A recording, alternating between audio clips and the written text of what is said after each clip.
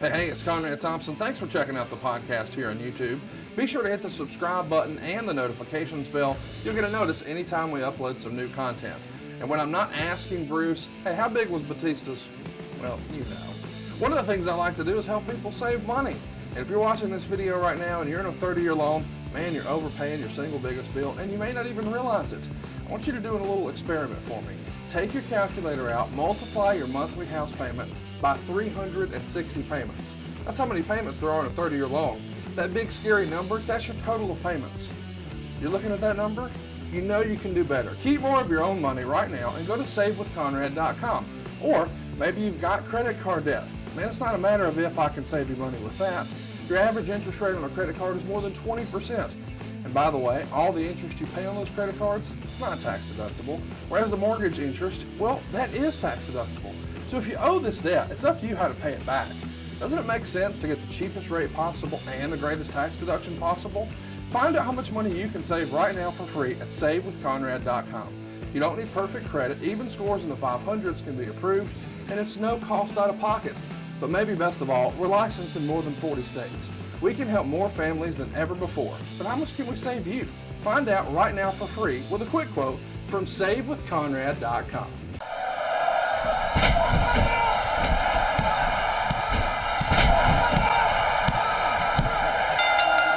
You are sitting ringside with David Penzer on Radio Influence. Welcome to another edition of Sitting Ringside. My name is David Penzer, and we're so happy that you could be here to listen to this thing we call a podcast. And we appreciate you tuning in each and every week. Hope that you will subscribe so you never miss a download of Sitting Ringside with David Penzer. I want to remind you that coming up in just a few minutes, Michael Cappetta, the world's most dangerous ring announcer, will be joining us to tell his story, how he got involved in the WWF as a ring announcer and his travels and tribulations that led him to WCW and me taking his spot. And we'll talk about how interesting that was and some stories that you've never heard before about what happened when Michael Buffer canceled on the first ring time I was supposed to ring announce a pay-per-view, and Gary got a call. It's my favorite story where I'm the punchline. It's funny now, but if I'd have known back in the day that they didn't have the confidence in me to cover that first pay-per-view without Michael Buffer as the main event, I'd have probably jumped off a roof. But it's nice to know in hindsight. I'm just glad I didn't know back then. So we'll talk about that, and he'll tell that story. It's pretty interesting, and I ended up doing the show, and the sun came up the next day. So just real quickly, want to dedicate this show to Lance Russell, who passed away recently. Lance was a consummate professional, one of the best there was, one of the best straight guys in the business to play off of, and one of the classiest guys you'll ever meet. You know, that said a lot, but he was just a class act and very kind to me when I've seen him different times over the years, and very, always put over my work, and for him to say hi to me, let alone to compliment me, was an honor. So my thoughts and prayers to his family and to the wrestling world. We lost an icon, one of the few play-by-play guys that really stood out back in the territory days. Unfortunately, we lost Gordon Soley a while ago, and now Lance Russell's gone. So we dedicate this show to Lance Russell. Rest in peace, my friend. Before we get to Gary, I'm going to talk about a few things. I want to bring in our associate producer, Mike Freeland. Mike, you could turn off your mute button now. And I understand we have a few things we want to talk about professional wrestling, but I do understand that there's something that you're dying to tell me in the audience. So let's just get it out of the way. Go at it. I can't wait to hear what this was. I'll be excited if it's that you made your wife do the laundry this week. All right. Here's the thing. All right. I want to let you know ahead of time that I have gotten an unbelievable support from everyone out on Twitter. You're probably asking yourself, well, what's he talking about? Yeah. I myself had a really bad case of bronchitis. If anybody remembers a couple episodes ago, I had a hacking incident. Oh, you're trying to make up for excuses for the coughing thing. It happened. It was the coughing episode, and it's not the. Hold on a second. I just want to thank the founders of Ricola Cough Drop. They went ahead and reached out to me. I've got like 6 cases that are sitting here in my living room right now, and I'd like to do a quick couple shout outs here. June, Robin, Tom, Sam, and Nick from Denver. Thank you so much for taking care of Mr. Mike and reaching out to me and making sure that I'm okay, because that's what you are so full of crap. So I just want to say thank you. You are so full of crap. Nobody reached out to you because you were coughing on an episode of the podcast. I got a lot of people. I can show you the screenshots. They were all DMs. I want to see the screenshots for sure. Absolutely. But here's the thing. I'm a preemie, so I couldn't really control that. So I just want to throw that out there as well. All right. Too much information as usual. So anyway, I'm doing better. We're glad you're doing better. Thank you. And we're glad you discovered that there is a mute button on that headset microphone. So guess what I got in the mail this week? What did you get in the mail this week? I got an email from Dave Meltzer. Really? I'll read it. I'll read a little bit of it. It's time for the 2017 Hall of Fame elections. This ballot is being sent out to major wrestling stars, past and present, major management figures in the industry, writers, and historians. Now, I get this every year, and I can never figure out, what do you figure I am in that? I'm not a major wrestling star. I'm not a past or present major management figure. I'm not a writer, and I'm not a historian. So, here's my question. Did you check the address? Did they send it to the right house? No, I get it every year. I even asked him, I wrote back and asked him if I could talk about it on the podcast, and he said, sure. So, wow.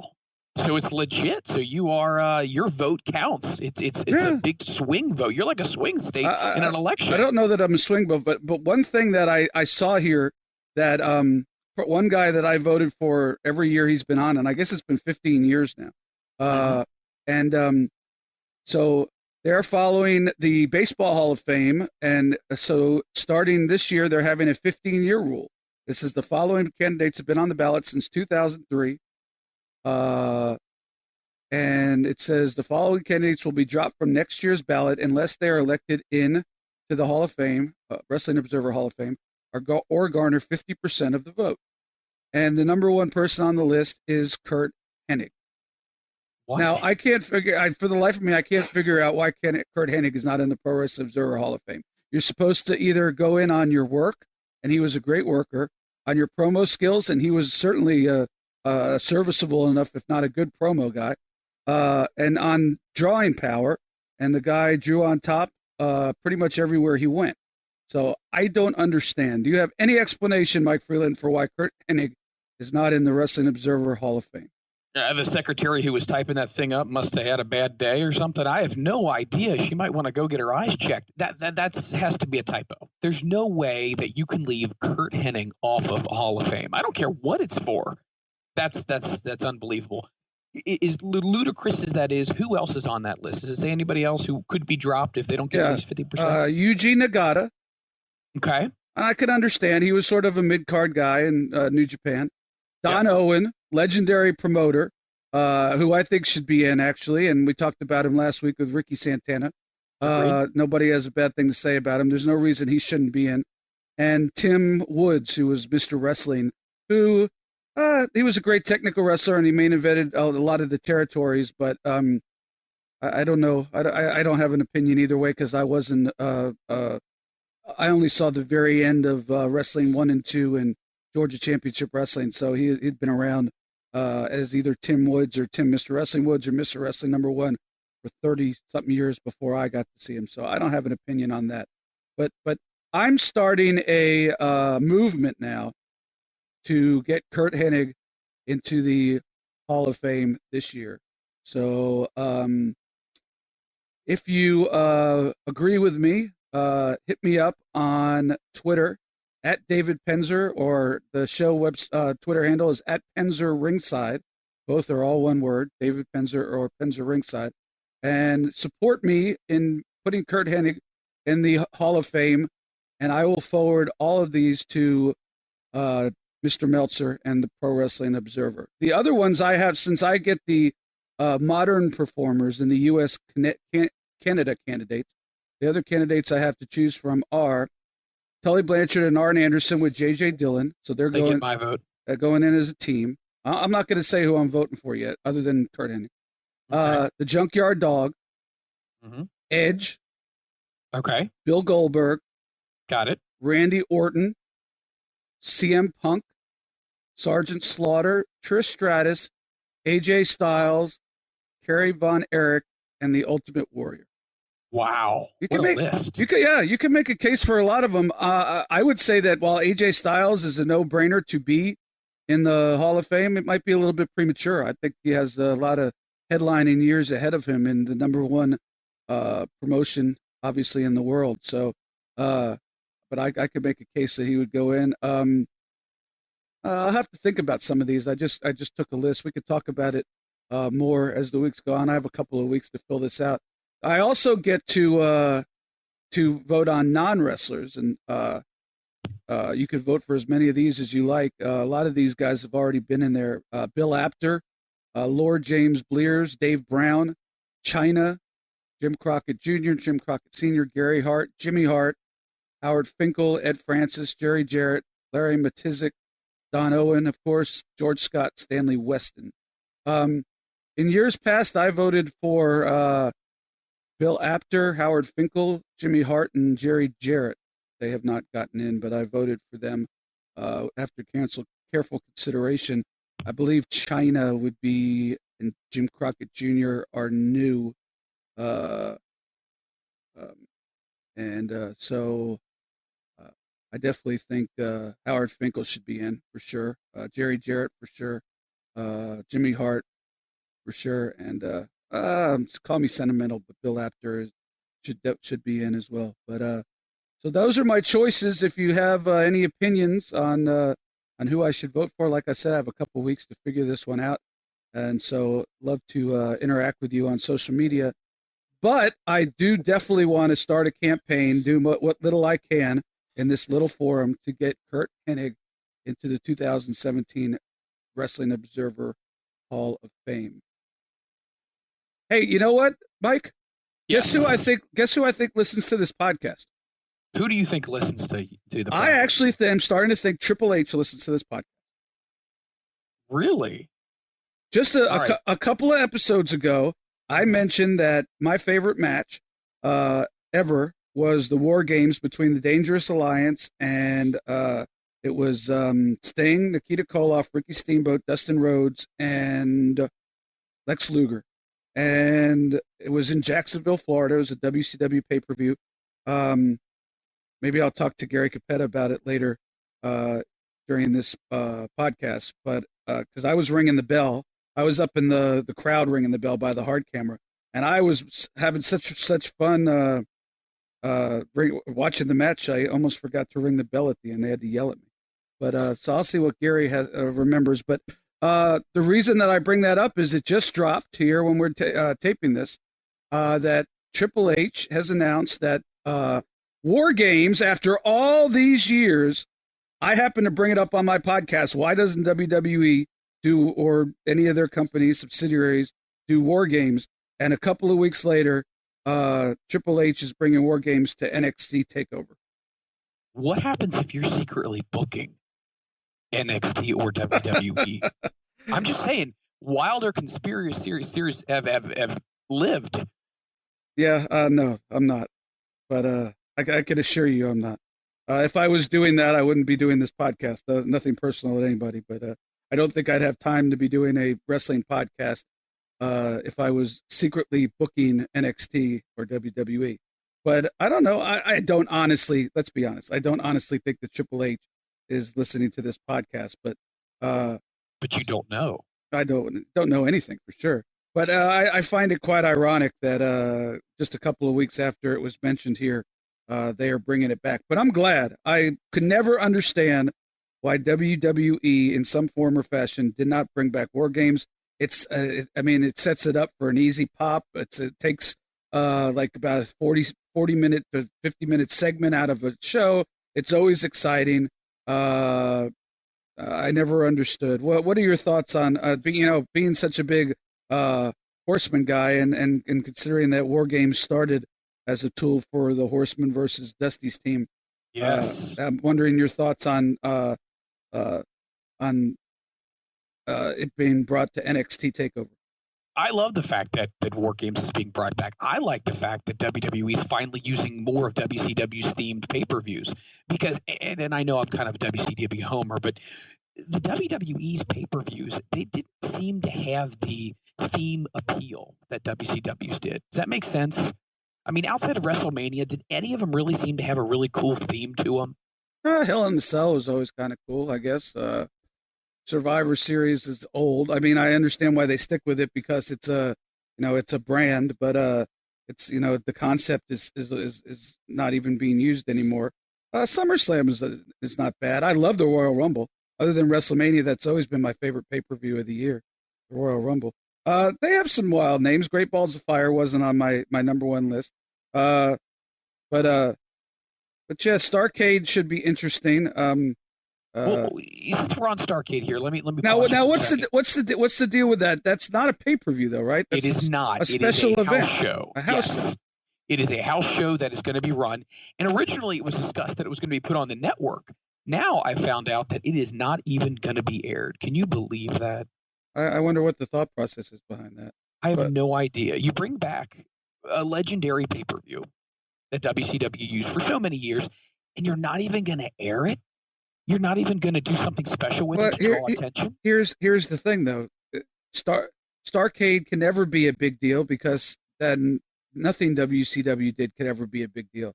That's why Sting couldn't beat Triple H and now I'm really not booking because I wouldn't have said that. It's why Sting couldn't beat Triple H at WrestleMania, and it's why every time they get an opportunity, WWE has to go over WCW. And I understand to a point. There's no reason to resurrecting WCW, but it might be really cool to do make Starrcade your second or third biggest pay-per-view and use the especially with Ric Flair being on 30 for 30 and everything he's gone through and being in the news. It might be cool to make a big deal out of Starrcade, but I think in their mind that's giving credit to a company that they defeated and they ended and bought for scraps. So I think that there's egos that get in the way of that ever happening. But but how petty is that, though? I mean, seriously. This is the wrestling. This is the wrestling business, man. What is that? A bunch of 14-year-old girls here? He has me out first. Oh, come on. I don't want to insult anybody. I'm not a big fan of insulting anybody, and especially when I don't know their thought process. But look, it's just the way it is. WCW can never win at the end. It can never be better at the end. And let's face it, it was the same way when Crockett bought Mid-South. They could have done a great rivalry with Crockett versus Mid-South, and they could have done, all their stars, them versus us, and could have done a long program and a special pay-per-view because Mid-South was a pretty big brand at the time. And what did they do? They brought in the Mid-South guys. They squashed them all and made them into. This is nothing new, It's not exclusive to the McMahon family. This is something that has always been done. You buy your competition, and then instead of making money off of it, you squash it. It's just something about the wrestling business that people can't help themselves. So, but I'm glad. All that said, I'm glad that they are bringing War Games back.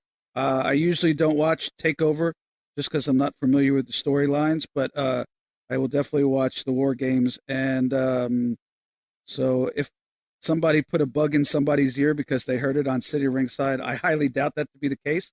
But hey, give me a little wink and a nod, and give me the, let me know that that little birdie told you.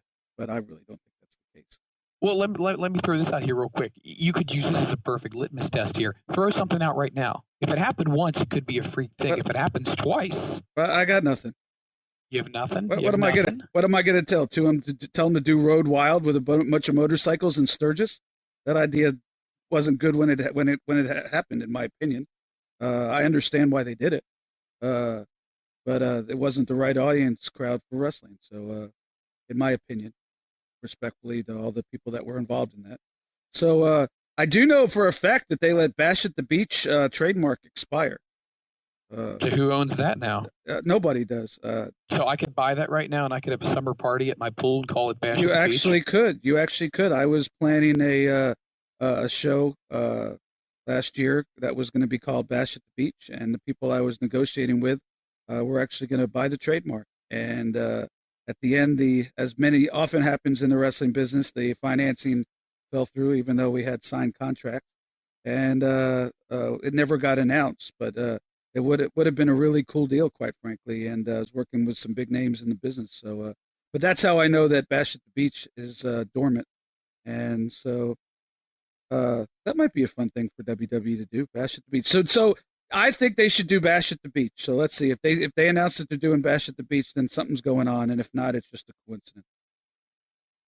Well, I tell you what, if not, I'm going to get it for the apartment complex, and I'm going to throw a party.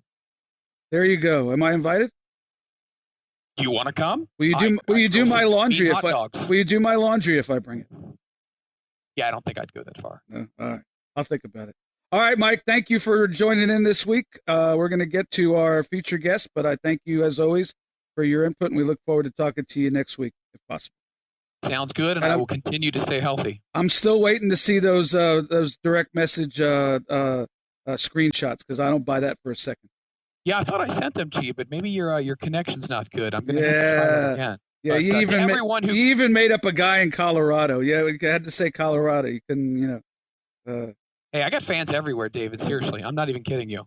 I'm kind of a big deal. I'm a big deal in 3 different countries. Did you know that? Okay, go have another drink. I think I'll have a kamikaze. Okay, yeah, there you go. Woo!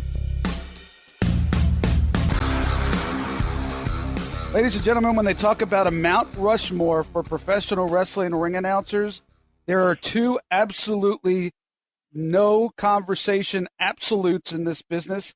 And my guest this week is one of them.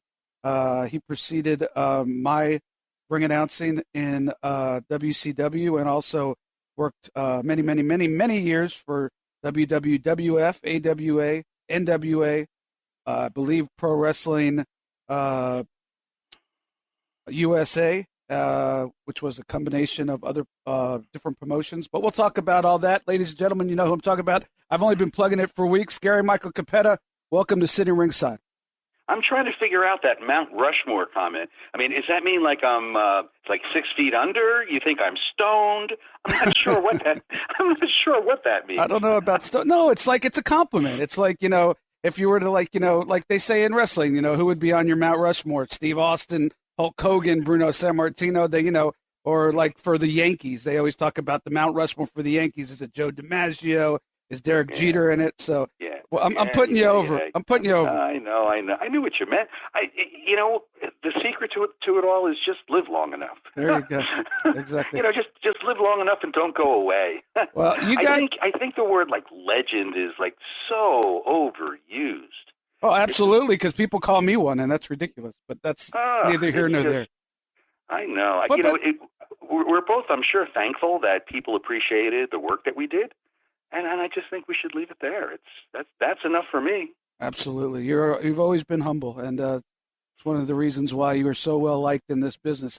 I do want to, before we start talking, promote you going back on the road. Summer Road Warrior. As if you haven't had enough in 40 years in the 40 plus years in the business, but you're going back on the road. You're actually coming my way, and I'm looking forward to it. It's called Beyond Body Slams. You're going to tell us a little bit about it in a second. But I do want to give the dates and the auditoriums. You're going to be in the Atlanta suburban Conyers area on October the 13th at the Conyers Rockdale Council for the Arts. That's 7:35. October the 14th, the next night, right here in Tampa, where I am based, at 8:05 p.m. at the Greater Tampa Showman's Club. The next afternoon at 3:05 in Orlando at Pro Wrestling 2.0. October 28th at Asbury Park, New Jersey, Lake House Music Academy, 7:35. And November 4th in Louisville, Kentucky, home of Jim Cornette at the Alley Theater. And then heading to the Big Apple on November the 11th. That'll be cool. In Queens, New York at the Queens Theater. It's called Beyond Body Slams. That one's 7:35. Before we talk about the show and what it's all about, why the 35 and the 05?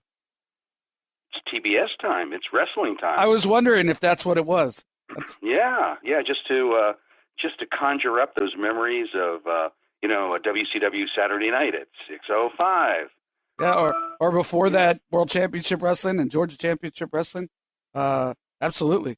So tell us about the shows. I know that you did shows when you wrote a book, and many years ago, and you're going out and sort of doing a follow-up. So tell us about it. Yeah, I actually, at the time, it was a way to get the word out about the book. It was a way to present a lot of the zany, crazy road stories from the book in an entertaining way. So this. I get it. It's a wrestling podcast, but he's saving us money on our mortgage. Do you really trust this process? The reviews don't lie. 5-star review after 5-star review. We make it fast, we make it easy, and it's no cost or obligation. Give us a shot to earn your business. I'm telling you, you'll be glad you did, especially if you like keeping more of your own money.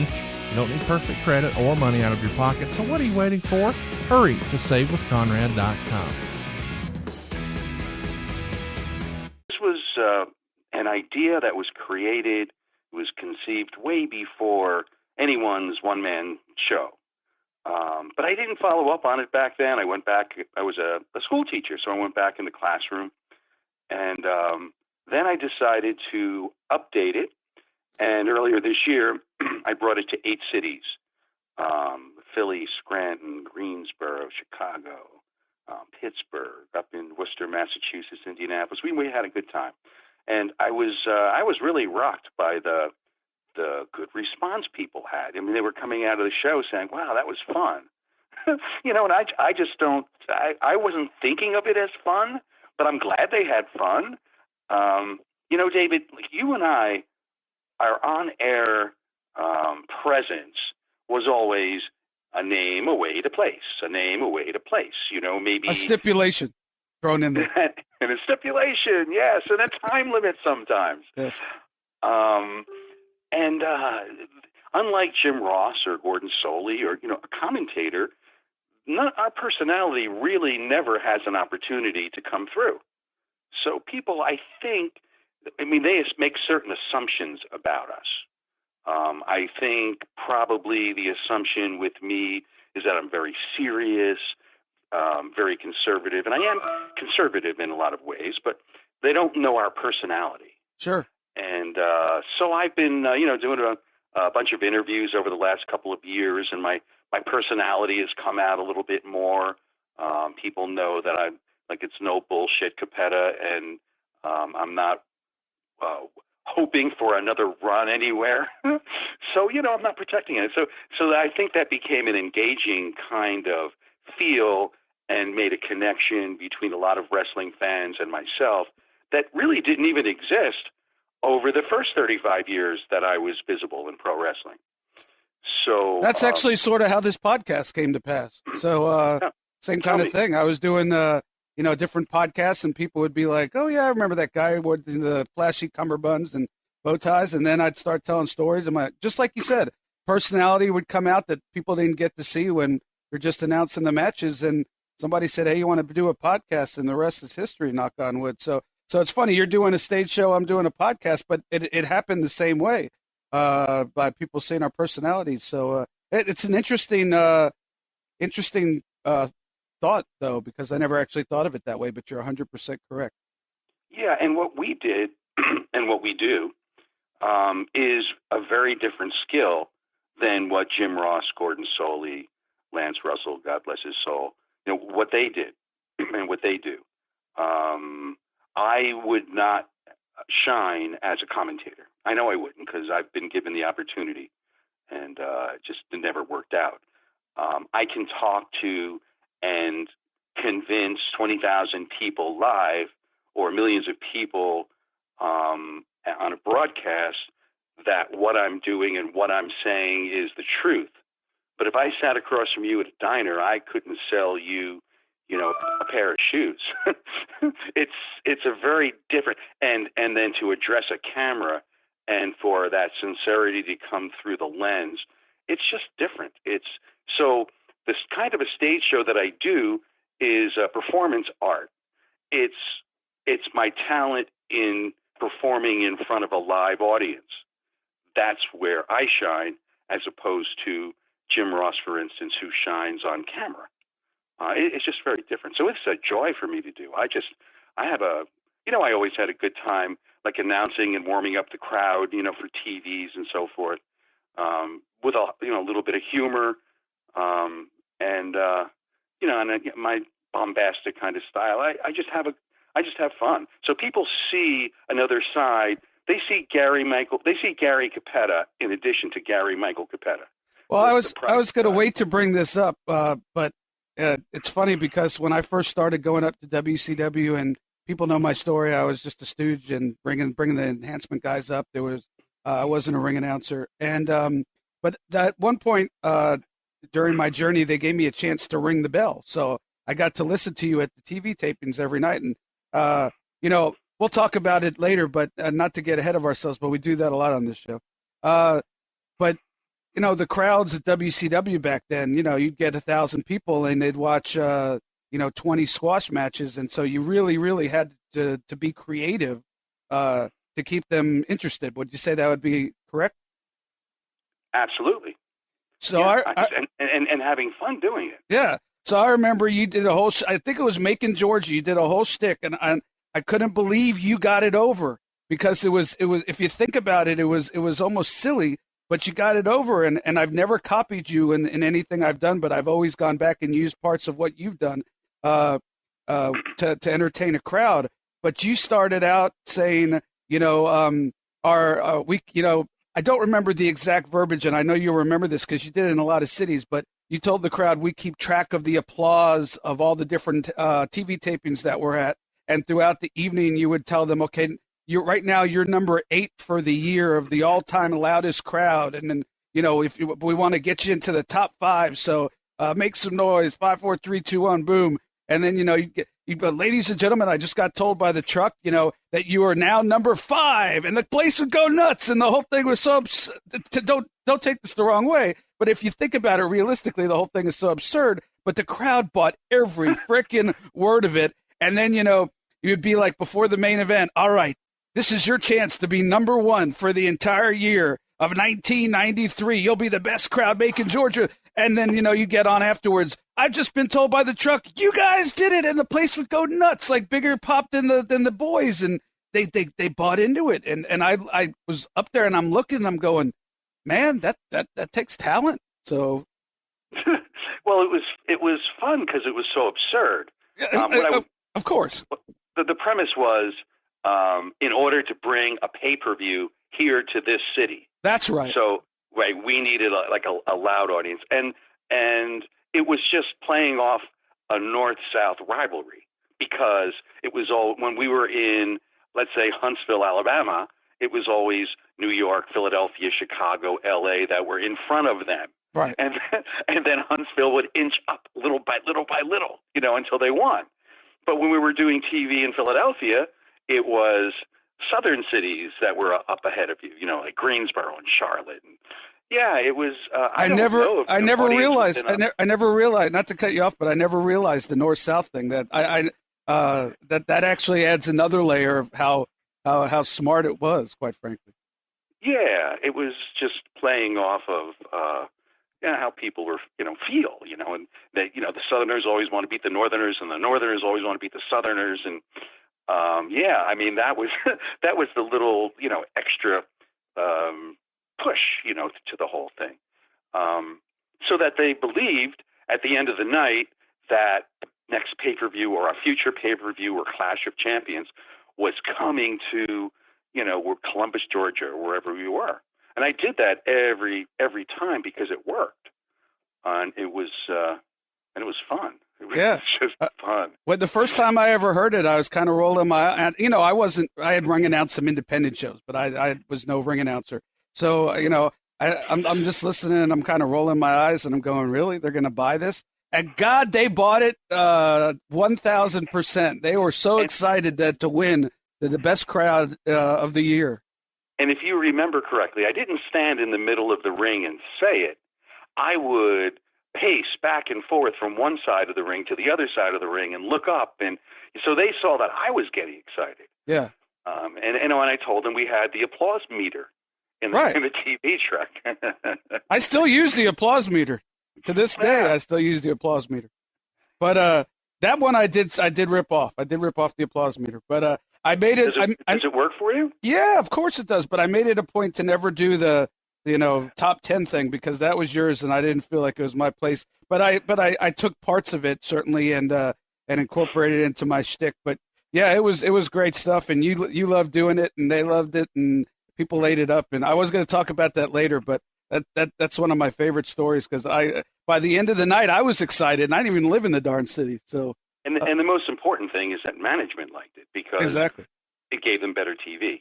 Yeah, because like we said, it wasn't 10,000 people out there, and we were coming back to these cities, a few times a year. So it was really cool stuff, and I think that's I think, in my opinion, that's what has made you stand out as a ring announcer over so many others that came before and after you. Is just that you could get a crowd to buy almost anything, and the enthusiasm you put into it. With that said, let's go back and find out, for people who don't know the story, how you got into this crazy business. I believe it was in the 70s that you, I would assume you grew up a wrestling fan, or you wouldn't have put up with this nonsense for half your life, more than half your life. Yeah, I did grow up a wrestling fan, sure. And I never had any intention or desire to be a part of the sport, ever. I was simply wanted to get into the matches for free. I mean, ringside seats were $5. Bleacher seats were $3. I was a senior in college, and I wasn't athletic to be a wrestler, and I didn't want to be a referee because they take so much abuse that I wanted no part of that. And tell you the truth, ring announcing, it just has never occurred to me. So you never aspired to be a part of the business? You were just a fan who was looking for an angle to get in for free? Is that because I mean, we're here's the two quote unquote WCW ring announcers that people would remember you way more than I. But so we're having a frank conversation, obviously, about the similarities and the different things that we did, and I think that people will enjoy that listen. But so I understood I wasn't athletic, and I didn't have a chance to get in the business in an athletic way, but I always strove somehow to work my way in. That never really ever occurred to your mind? No. Wow, because that's interesting. I never knew that I had any talent to contribute. Yeah, so, I mean, how would I know that? Sure. I don't know. I guess I was a mobile DJ growing up, so I guess I could talk on a mic. So I knew I had that ability to at least entertain a Sweet 16 for 4 hours and play music. But anyway, so how did you finally get the gig? I'm assuming you lucked into it. Well, the one thing that I knew that I could do was write, because I mean I was even nervous to get up in front of a classroom, and make a presentation for a course. So I made my way to New York. I lived not too far from there, and I just stayed in the Ring Wrestling Publications office until they gave me a press pass. I convinced the guy. And so I wrote just a couple of articles. I was a senior in college. It was March of that year. And June, so just a few months later, I'm at the show in Wildwood, New Jersey. It was the first of 8 weekly shows that spanned the summer, because wrestling is huge, and the convention was huge in the convention halls along the Jersey Shore. Right. So we would go weekly. And they didn't have a ring announcer. And Willie Gilzenberg was the president of the Worldwide Wrestling Federation. I remember that. I thought he was I thought he was the promoter. So there was no ring announcer. I have no idea. He probably was in the box office during the matches, and then he would slowly make his way up to the ring to introduce the match. And then the match would go on, and then we'd have to wait for Willie to slowly make his way to announce the winner. And I was sitting at the press desk, which is, the timekeeper's table. And I just looked up at him, and I just said, if you want, I'll do that for you. Because it was, boring. Everybody was it was, really slowing the show down. Right. He said, okay, you can do that. But he looked at me, eyed me up and down. I'm wearing T-shirt, jeans, college kid. He said, you just sit here, though. You don't go in the ring. And okay, no problem. At the end of the night, he comes up to me, and he says, hey, kid. And he called me kid for years. He said, hey, kid, he said, that wasn't too bad. You have any experience doing that? And it was my first lie in wrestling. Of course you do. I guess that was the first time that I thought, well, okay, maybe I can do something. That's sort of becoming a theme on this show. Yeah. And if a promoter asks you something, you say, of course, even if you have I was just praying, to myself that he didn't ask me what that experience was, because Sure. I didn't have an answer. He said, okay, kid, next week's the 4th of July weekend, big show, title match. Bruno Sammartino's defending his title. And you wear a tie and a jacket, and we'll put you in the ring. And I didn't believe it. I thought that's crazy. I'm thinking to myself, well, his ring announcer didn't show up. So just in case his ring announcer doesn't show up again for the big show, I'm like the backup. Right.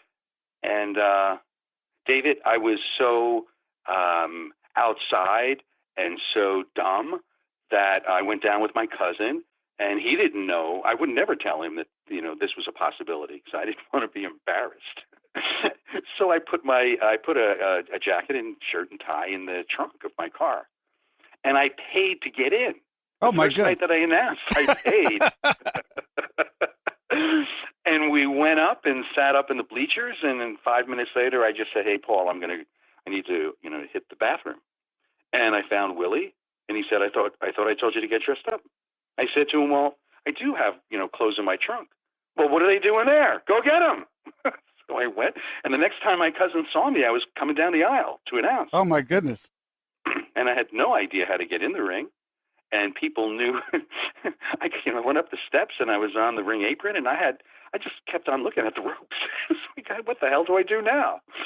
And people saw that, and I think it was entertaining because it was obvious that I was clueless. And I think the wrestlers liked that too. Now, of course, when I got changed, I was not allowed in the locker room. I got changed where the EMT people are set up. Right. And it was 2 years before I was allowed in the locker room. Oh, wow. Yeah. So they just handed you the information with the cities and the weights and all that already on it, and you just introduced the guys? I did. Mm-hmm. You didn't have to go around and ask the guys, Well, I guess in the old days they had all that information on the program. I wasn't allowed to ask anyone anything. And what I didn't know was the promoter of the show was Gorilla Monsoon. That Willie Gilzenberg, he was just the front man. Right.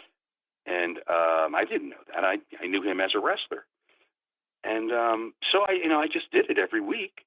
And did you get paid? Oh, yeah. I think I got paid $15 a night. There you go.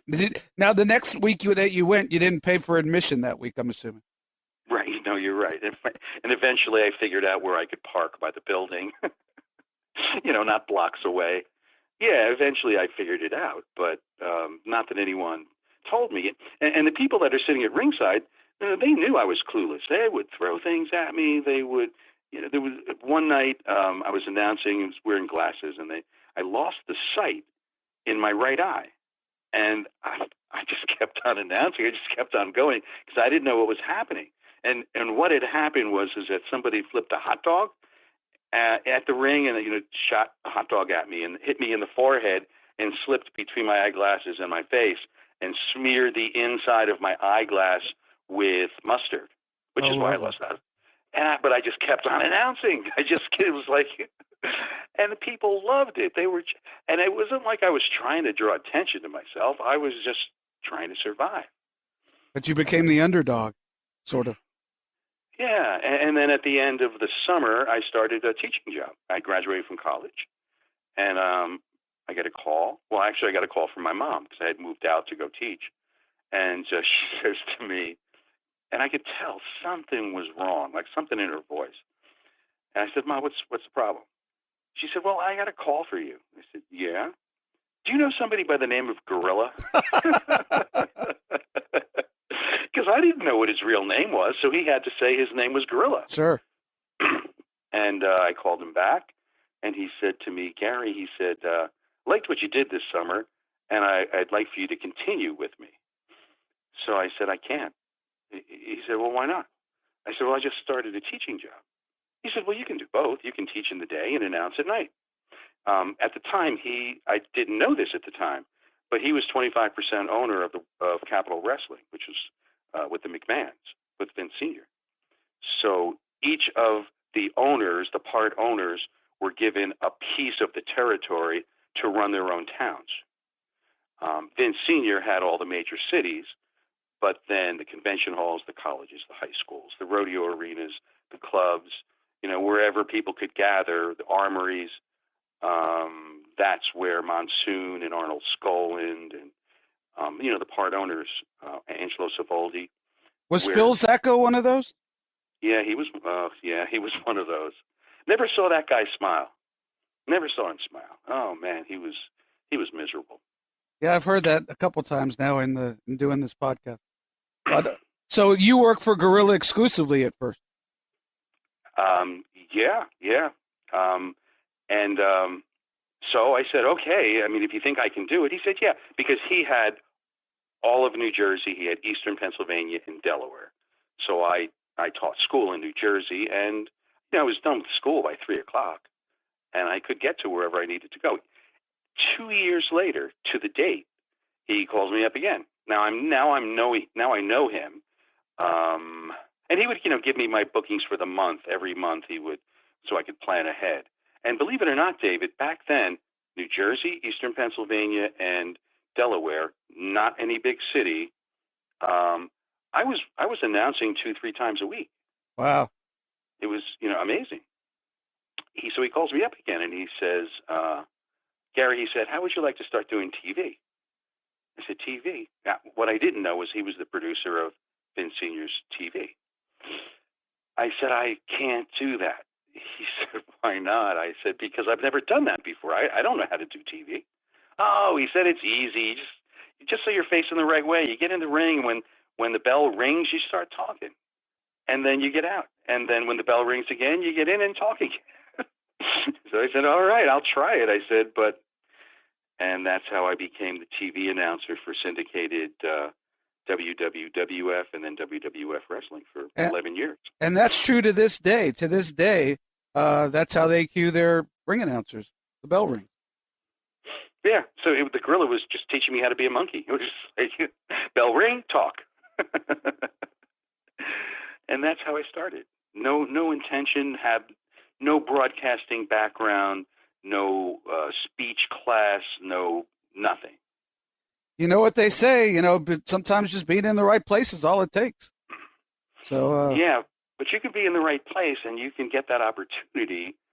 But if you are talentless, he wouldn't have asked me to come back. Sure, absolutely.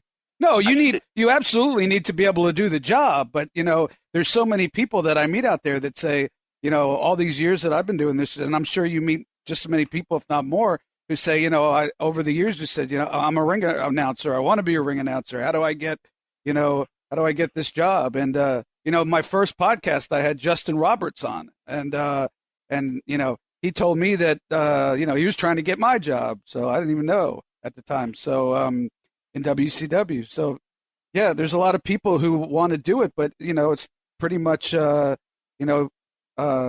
having the right opportunity, but you do have to have the talent. Absolutely. And you certainly did. But I didn't see, the point was, I didn't mean to say that. What I meant to say was I didn't know I had any talent. I had not a clue. The other thing that was helpful, which is not the case today, is that there were no independents. Like there was no other wrestling promotion. That was it. So as long as I continued to announce for Monsoon in this part of the territory, no one else had an opportunity to do it. So if no one else had an opportunity to do it, no one else would have an opportunity to gain experience and to get good at it. Sure. So I kind of shut everybody out without even, realizing it.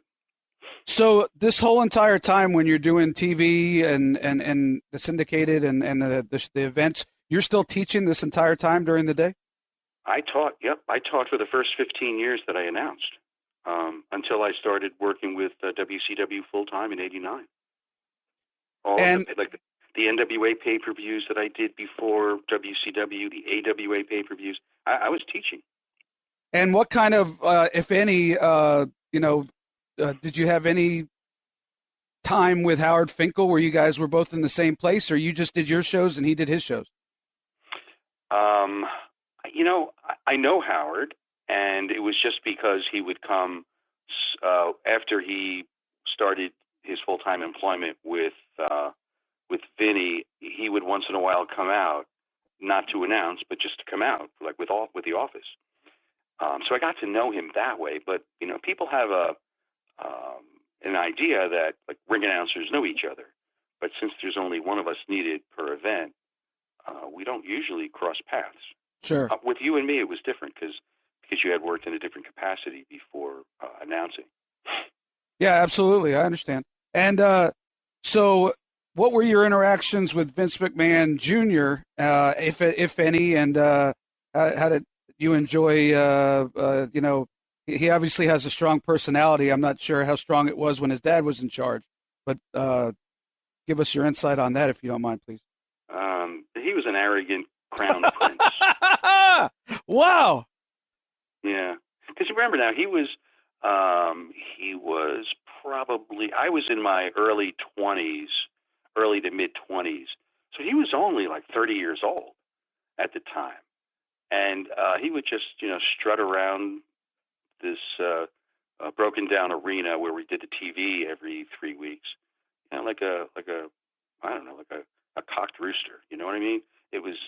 He wouldn't even talk to me. Like in the 11 years that I worked with them, he acknowledged my presence 3 times. And he would never, ever say the ring announcer's name. It wasn't just me, but he would never, ever say the ring announcer's name when he was broadcasting. Let's go up to the ring announcer. This nameless putz that we need to have here. I don't think they do to this day. I think it's Chiron, but other than that, maybe for social media purposes, they put on their Twitter handle, but I don't usually hear their name to this day. I don't watch a whole lot of WWE, but I DVR it and fast forward it. So you were there when he took over for a short time, correct? Say that again? When he took over from his dad and expanded, you were there for a short time, correct? Yeah, I was. And I worked there into 1985, WrestleMania time. Did the fact that you guys, you didn't exactly love his personality, did that have anything to do with you moving on, or was that just pure coincidence?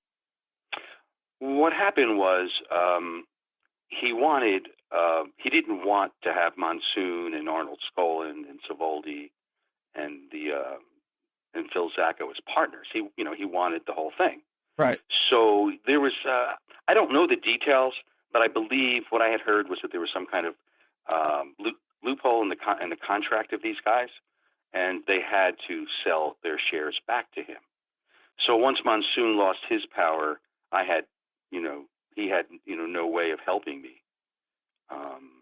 So that's, and then the wrestlers would draw attention to me by attacking me. So he didn't like that. And I don't think a ring announcer should have attention drawn to them. But I was just used as a prop by some of the guys. So what was I to do? I would just react. You're not going to stand up to them. I'm not going to stand up to them. Absolutely not. Not character-wise and not in real life. Sure. In no way. But when Jimmy Snuka tries to take your pants off on national television, you just can't stand there and do nothing. So, he didn't like that. And then one night I got knocked out at the Spectrum, and he really didn't like that because they had to carry me out. So he talked to me like 3 times. One was I was looking for a raise at one point, and I had the balls to go up and ask for one. I think and it sounds to me like from what Justin Roberts says, nothing much has changed where they rule by intimidation. Yeah, pretty much. And yeah. So, and the other 2 times I think was to fire me. Actually, he fired me a couple times. So, we had no relationship at all.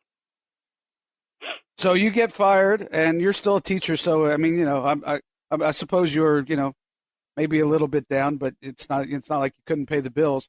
No. He didn't fire me for good.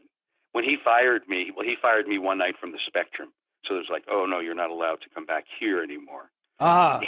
He never fired me from the promotion. I just stopped showing up. I got you. In other words, I didn't go up and say, Vince, I quit. He didn't say, Gary, you're fired. It was, I saw that I didn't have a future there.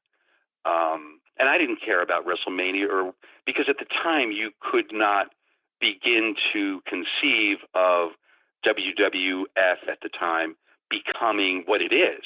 It was just a wrestling promotion. Right. So I wasn't going to leave teaching. I mean, if he had offered me a full-time job like he did with Howard, I would have turned him down, because it's like, oh, no, I have security. Why would I want to come with you? And he probably knew that, which is why he didn't offer it to you. Yeah, you see, which is why he didn't. This is my take on it. He didn't think that I could be loyal to him because he couldn't buy my loyalty. I was making, not a lot of money teaching. You never make a lot of money teaching, but I was secure without him financially. And it was almost as if I can't buy your loyalty, then there is no loyalty. And what he didn't realize is that by that time, 11 years into my announcing, is that he had me by the heartstrings. He didn't need to have me by the purse strings. So I wouldn't have quit teaching to go with him, but I would have been a good worker for him if he had a little trust. But he didn't, and because I was Monsoon's guy. And Monsoon was pissed. He was, they came to become close again, but during this period of time, this transition, Monsoon was devastated, because that was his future, that was his investment, that was his retirement, and it was taken away from him. Right. I mean, look, Vince, love him or hate him, he changed the whole way the business was done. So in many ways, some for positive, some for negative, but he changed it all. He did, but but I would say to that, you can, and he is an innovator, no doubt about it. He wasn't the brains of the team. Linda was the brains of the team. But you can be an innovator and you can be a super successful business person, but you don't have to treat people like shit. Oh, I absolutely agree. I agree. And, that's what I would say.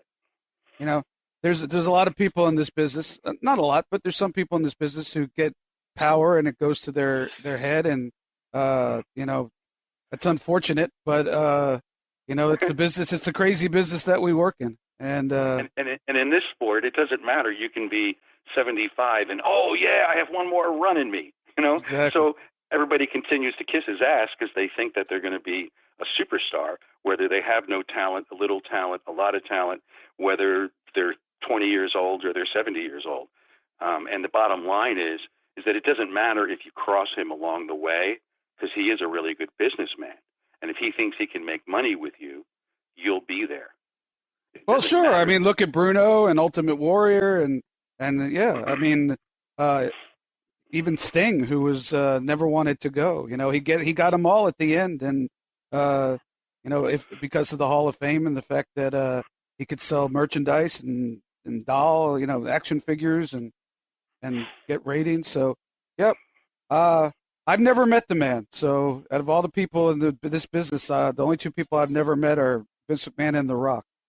I heard The Rock is the total opposite of Vince. Not that it matters. But I was body slammed by his grandfather. How old am I? By his grandfather, the High Chief Peter Maivia. Yeah, that is correct. That is in Staten Island, New York. That is correct. And so it was once again, he was just having fun. Sure. Didn't hurt me. He was gentle. So you're 13 years. You're doing this as a side gig, loving it, but didn't want to stay in the environment that you were at. Did you think it was over at that point, or did you reach out to other promoters? How did you get back involved, and how long of, if any, of a lull was there from doing WWF shows to either indie shows or AWA, Pro Wrestling USA, whatever it might have been? Well, when Vinny expanded across the country, he stopped running in his secondary towns, and he had local promoters handling that, in certain, like in the boroughs of New York, for instance. And Vern Gagne, Jim Crockett teamed up, formed Pro Wrestling USA, and they wanted to come into the WWF territory. Right. And so they hooked into a network that Vinny had left behind. And each of those promoters knew me. So each one would call me up and, and book me. So that's how I got to know Gary Juster, who was the representative of both Crockett and Gagne in the Northeast. Yeah, we were lucky enough to have Gary on the show early last month, and he spoke a little bit about that. And looking forward to catching up with him when Ring of Honor heads this way. But he was I don't know if I'm sure you didn't listen, but it was an amazing. If people are enjoying this conversation about backstage, behind the scenes in the wrestling business and how you get involved, if you haven't heard the Gary Juster episode, I would suggest that you go ahead and download it and listen, because I thought it was fascinating. Yeah, Gary has been he's been all over, and I'll tell your listeners, if Gary said something, you can bring it to the bank. He's a uniquely respected and honorable guy. Yeah, that's how he stayed in the business, in a crazy business for 40, 50 years. So that's how you meet Gary Cappetta. I'm sorry, Gary Juster, and sort of Gary Juster, I assume, sort of glided the rest of your ride in this business as a national ring announcer. Well, at the time, Vern Gagne had an opportunity to put his wrestling product on ESPN. Right. And it was first broadcast not out of Las Vegas, but out of Atlantic City at the Tropicana Hotel. And he offered me, an opportunity to do the national broadcast, and it was the first opportunity that I had. That was a national. Now, in the transition, I worked for Pro Wrestling USA and the WWF at the same time in the same arena. No one ever told me not to. It was so I'm the only. I think I hold the distinction of being the only individual to work for the AWA, the NWA, and the WWF all at the same time. Oh wow! The second week of the month, I would be at the Meadowlands announcing Pro Wrestling USA. Then 2 weeks later, I'd be announcing WWF, and I did that for a few months. And I was amazed. I would always wait to be told I shouldn't or I couldn't do it, and then I would have had to make a decision.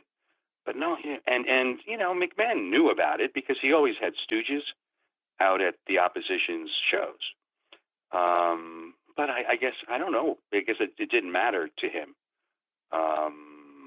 And I always knew that I didn't have the best voice, and I knew I wasn't the best looking. But I did know that the one thing that I could bank on that would be, at least for a knowing promoter, that would be marketable, is I had believability. Like, people believed me. I had a connection with fans. So I just said to myself, how can I come out here every other week and say this is the best wrestling in the world? I can't do that because it's so. So I just stopped going to WWF shows, and Vern put me on his ESPN show. That's unbelievable that you did both of those promotions at the same time, and nobody ever said anything, and you didn't even think to ask permission, I guess. No, because I didn't care. It didn't matter, because in that was an instance where it's better to ask to be pardoned than to ask permission. Yeah, like, ask really? forgiveness. Yeah, exactly. Yeah, the old saying. No, actually, when I got to know you, one of the things that I was really impressed me about you is while you loved your job, you didn't care about all the about a lot of people in the wrestling business, and I'd be lying if I didn't say myself included, are so worried about keeping their job that you bite off your fingernails and have anxiety over it, and one of the things was you were just one of these guys that if it happens, it happens, and if not, see you later. Well, because I always knew that that when you take that posture that you're describing, that then they've got you. I was very fortunate that when I negotiated my contract with WCW a couple of years after the time period we're talking about, that I had a teaching job to go back to. So, that gives you power. That gives you negotiating strength. Now, because it's not you or nothing. It's not one thing or nothing. I had options. Now, let me ask you a question.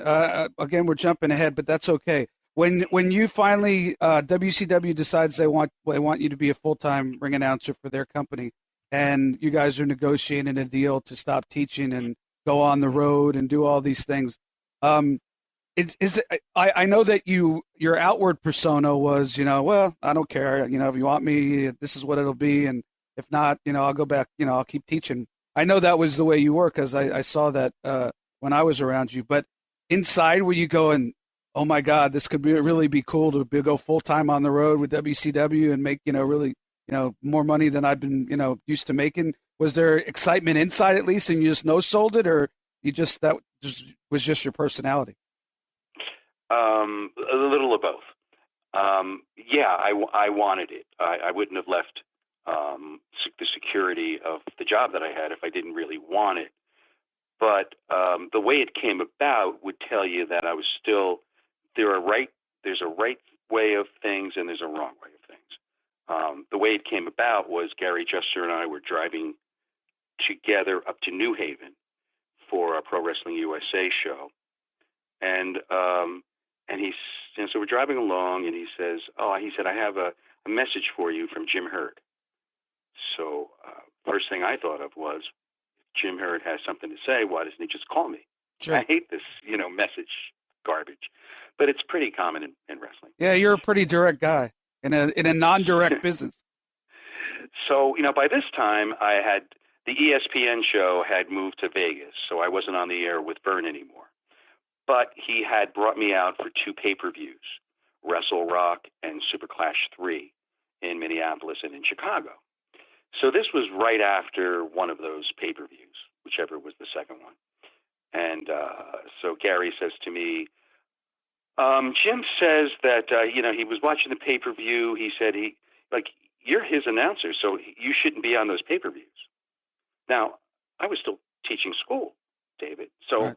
It was like I would fly into New Orleans, or I would, fly here or there on a weekend. But that was it. That was my association. So I said, really? He said, yeah.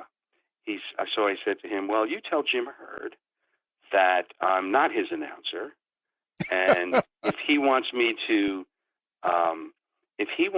be loyal to him, he needs to be loyal to me and put me under contract.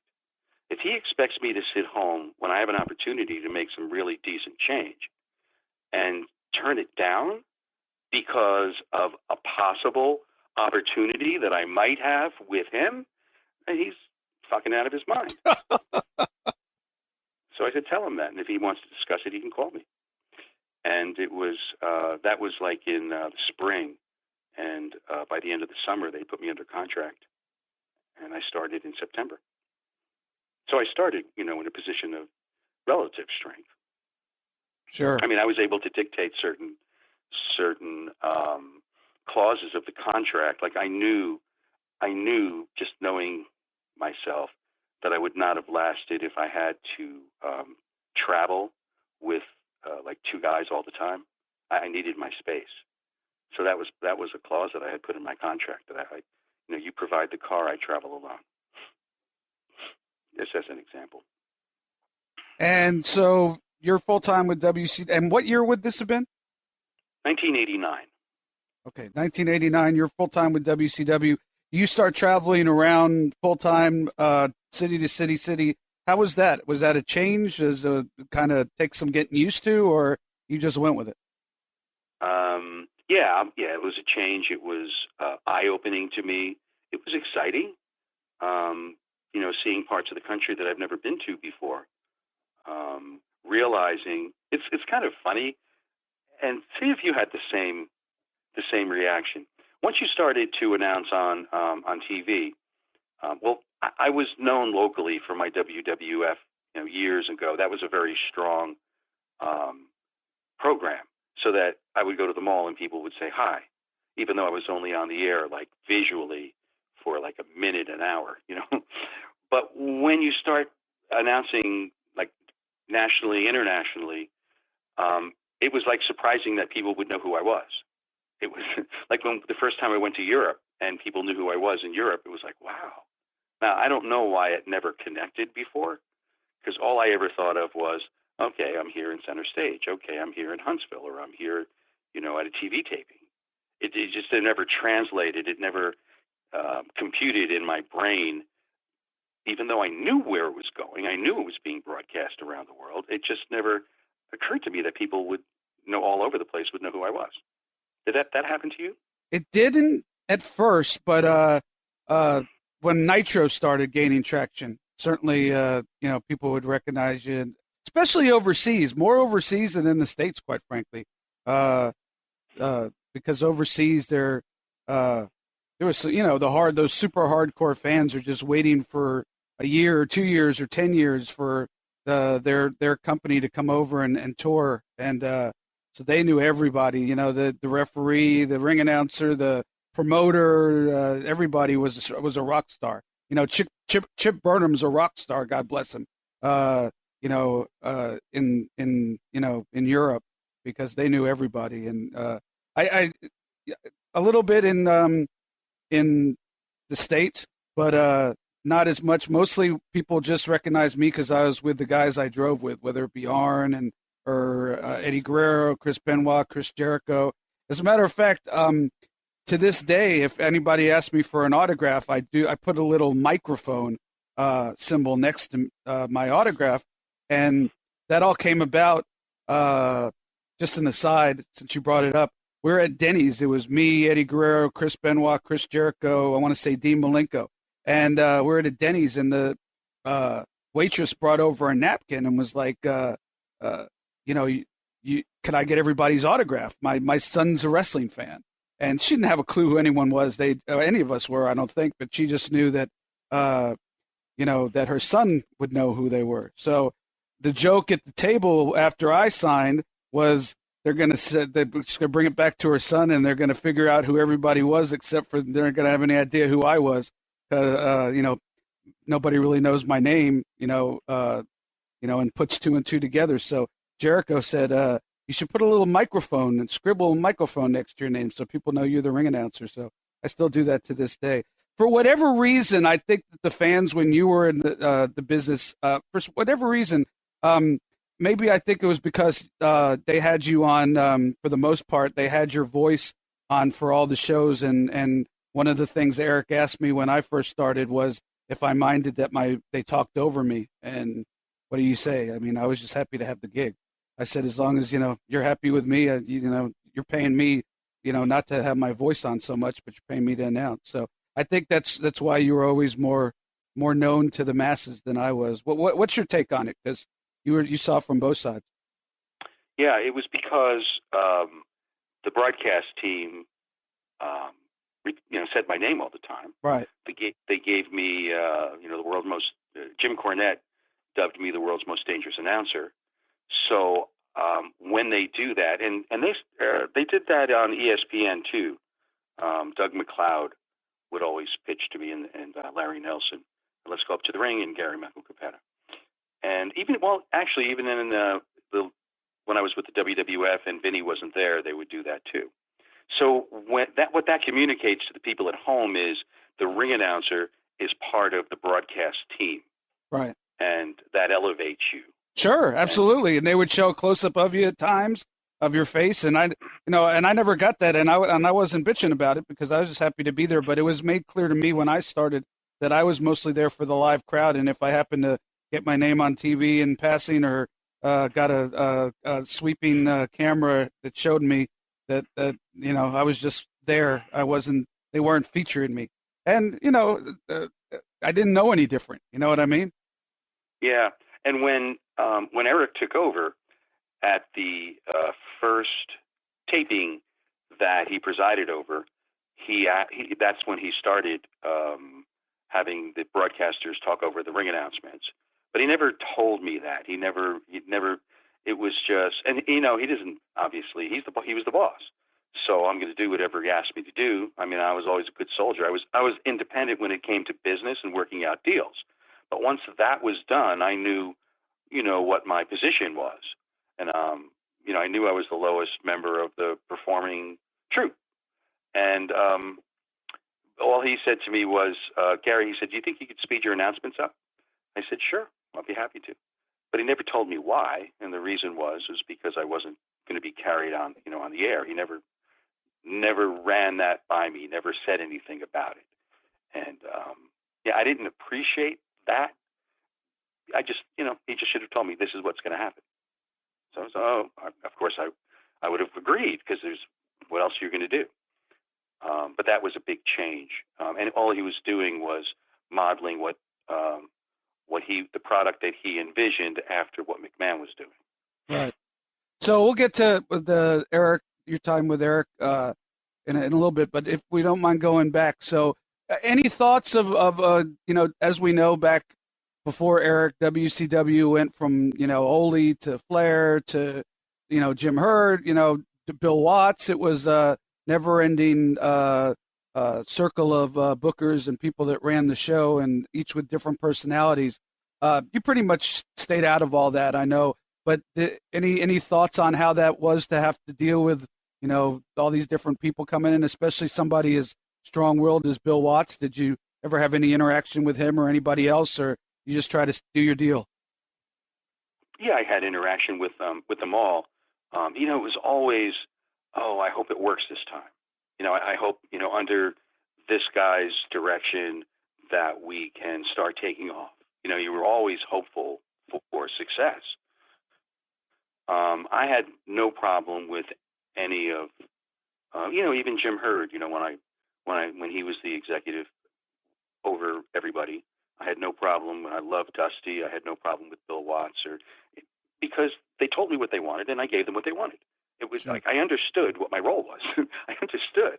And I have a feeling, because of my experiences with Ole Anderson and Bill Watts, who sometimes get like bad press of, being hard-nosed and hard to get along with.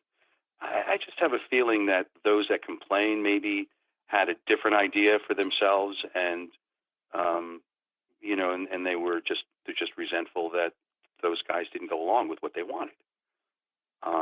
Give you an example with Bill Watts, and it always depends on how you say what you're going to say, not necessarily always what you're saying.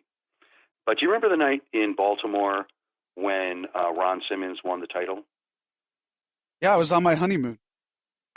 You were on your honeymoon. Huh? I rang the bell. I was on my honeymoon, and I rang the bell for that show.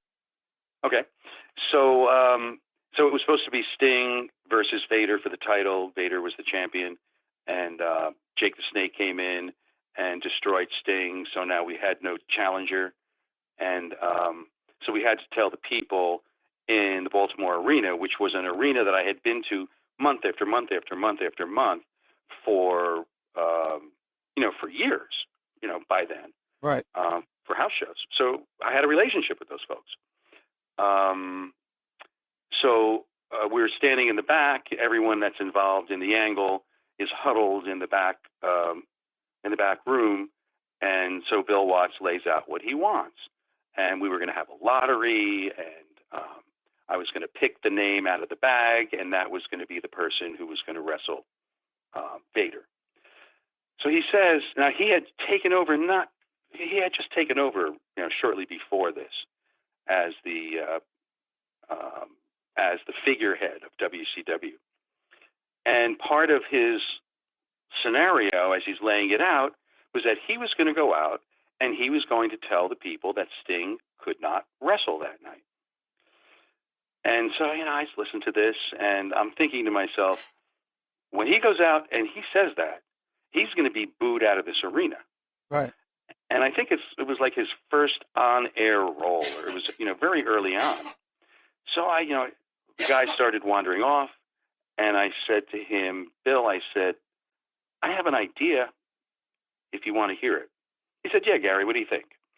So I told him, I said, as the figurehead of WCW, if you go out and you announce that Sting's not going to wrestle tonight, they're going to boo the hell out of you. And whenever you show up after that, after people see that on TV, you're going to get booed. I said, I don't know that that's the image that you want to project. But if I go out and I get booed, who cares? Right. the people know me anyway, and they will boo. And I've done this many times, and I know how to put it over. So what I was doing was helping him save face. And he says to me, Gary, that's a pretty good idea. Okay, let's do it that way. So, you know, I had no problem dealing with him. And if he had said, no, I want to go out and take the heat, well, he's the boss, and let him go do it. Absolutely. And I remember another situation where you had to break news, and I remember all the bosses, the powers that be, I think it was, again, in Macon, all the bosses, the powers that be, were sitting at the curtain waiting to hear how this went over. Do you know what I'm getting at? I do not, no. When you had to go out and you had to put a good face on the fact that Ric Flair was stripped of the world title and that the main event of the next pay-per-view was going to be a world championship match where the winner between Lex Luger and Barry Windham was the world champion. And yeah, that was at the Meadowlands. That's what threw me off. That's why I said I didn't know what you were I think you had to do it at TV in Macon too, but I'm sure you probably did it in many places. Because the video that went viral online is the Meadowlands. It was a kid's camcorder, and which is an interesting video if your listeners haven't checked it out, because you're hearing the reaction of the fans around the kid who's holding the camcorder. Right. I recently saw it, and I was thinking to myself, that doesn't look like Macon, so that it makes it that makes it make sense. But I remember that we were doing a TV taping when they finally got the news, and there was a ton of, correct me if I'm wrong, but when they went over it with you, they were very concerned, almost word for word, that it be presented the right way. Am I being correct? They may have been, but I always reworded what I said because I knew what was most effective. Sure. But, obviously get the kernel of what they want out there. And I don't know about you, but I lived for those opportunities. I loved doing that because what we did, a name, a way to place, time limit, stipulation, it's kind of repetitive, and it's in no way creative. So what you referred to earlier about riling the crowd up, about announcing the main event wasn't going to happen a certain night, to me, that was a challenge. Sure, absolutely. And, yeah. And I always say this, whether you're an announcer or a wrestler or you're a performer in any, like if you're a singer or actor, actress, whatever, you always have to remember how you felt when you were sitting in the third row before you had this position, and always understand how the paying public is perceiving what you're presenting. And if you can do that, then you can more effectively communicate any information to them, but especially negative information. So, my technique with that would, simply go out, give them the bad news, and just stop and let them boo. Let them throw things at me, let them, and just with a nod of my head and a look on my face, communicated, yep, that sucks. And then try, especially for a live event when an important match wasn't going to happen, then the challenge is to make them think that what they're going to see, instead of what they thought they were going to see and what they paid for, was going to even be greater than what was announced. And you taught that to me. That I learned that from you. I mean, I've learned a lot of things from a lot of different people, came up with my own crap, but I specifically learned that from you, that, in a situation like that, when one of the main events guys isn't going to show, Sting's not going to be there, Flair's not going to be there. The one time, God forbid, Goldberg missed a sold-out gig. I talked to Gary Juster about this in our in my podcast with him. To do exactly what you said. If you taught me that if the people think that you're excited about the replacement, then they'll, as much as they're disappointed, they'll get excited about the replacement. So I definitely right. And you also, but I think even more importantly, you have to acknowledge that this is bad news and this sucks and I'm disappointed too. I mean, you have them with you once you establish that connection. And when I would announce every month in Baltimore, and a main event wasn't going to happen as it was advertised, we always gave them till the end of the first match to get their refund. Now, I know a lot of people, they already hired babysitters, they're already there, they paid for parking, and, so that was a little bit of an edge to, that they're not going to go anywhere. But I would always ask Gary Juster at intermission how many people asked for a refund. And I would try to gauge the success of the announcement off of that number based upon past experience of, how many people asked for the refund in the past. It was fun. And it was usually like 10 or 20, correct? Yeah. Well, there weren't a lot. Mm-hmm.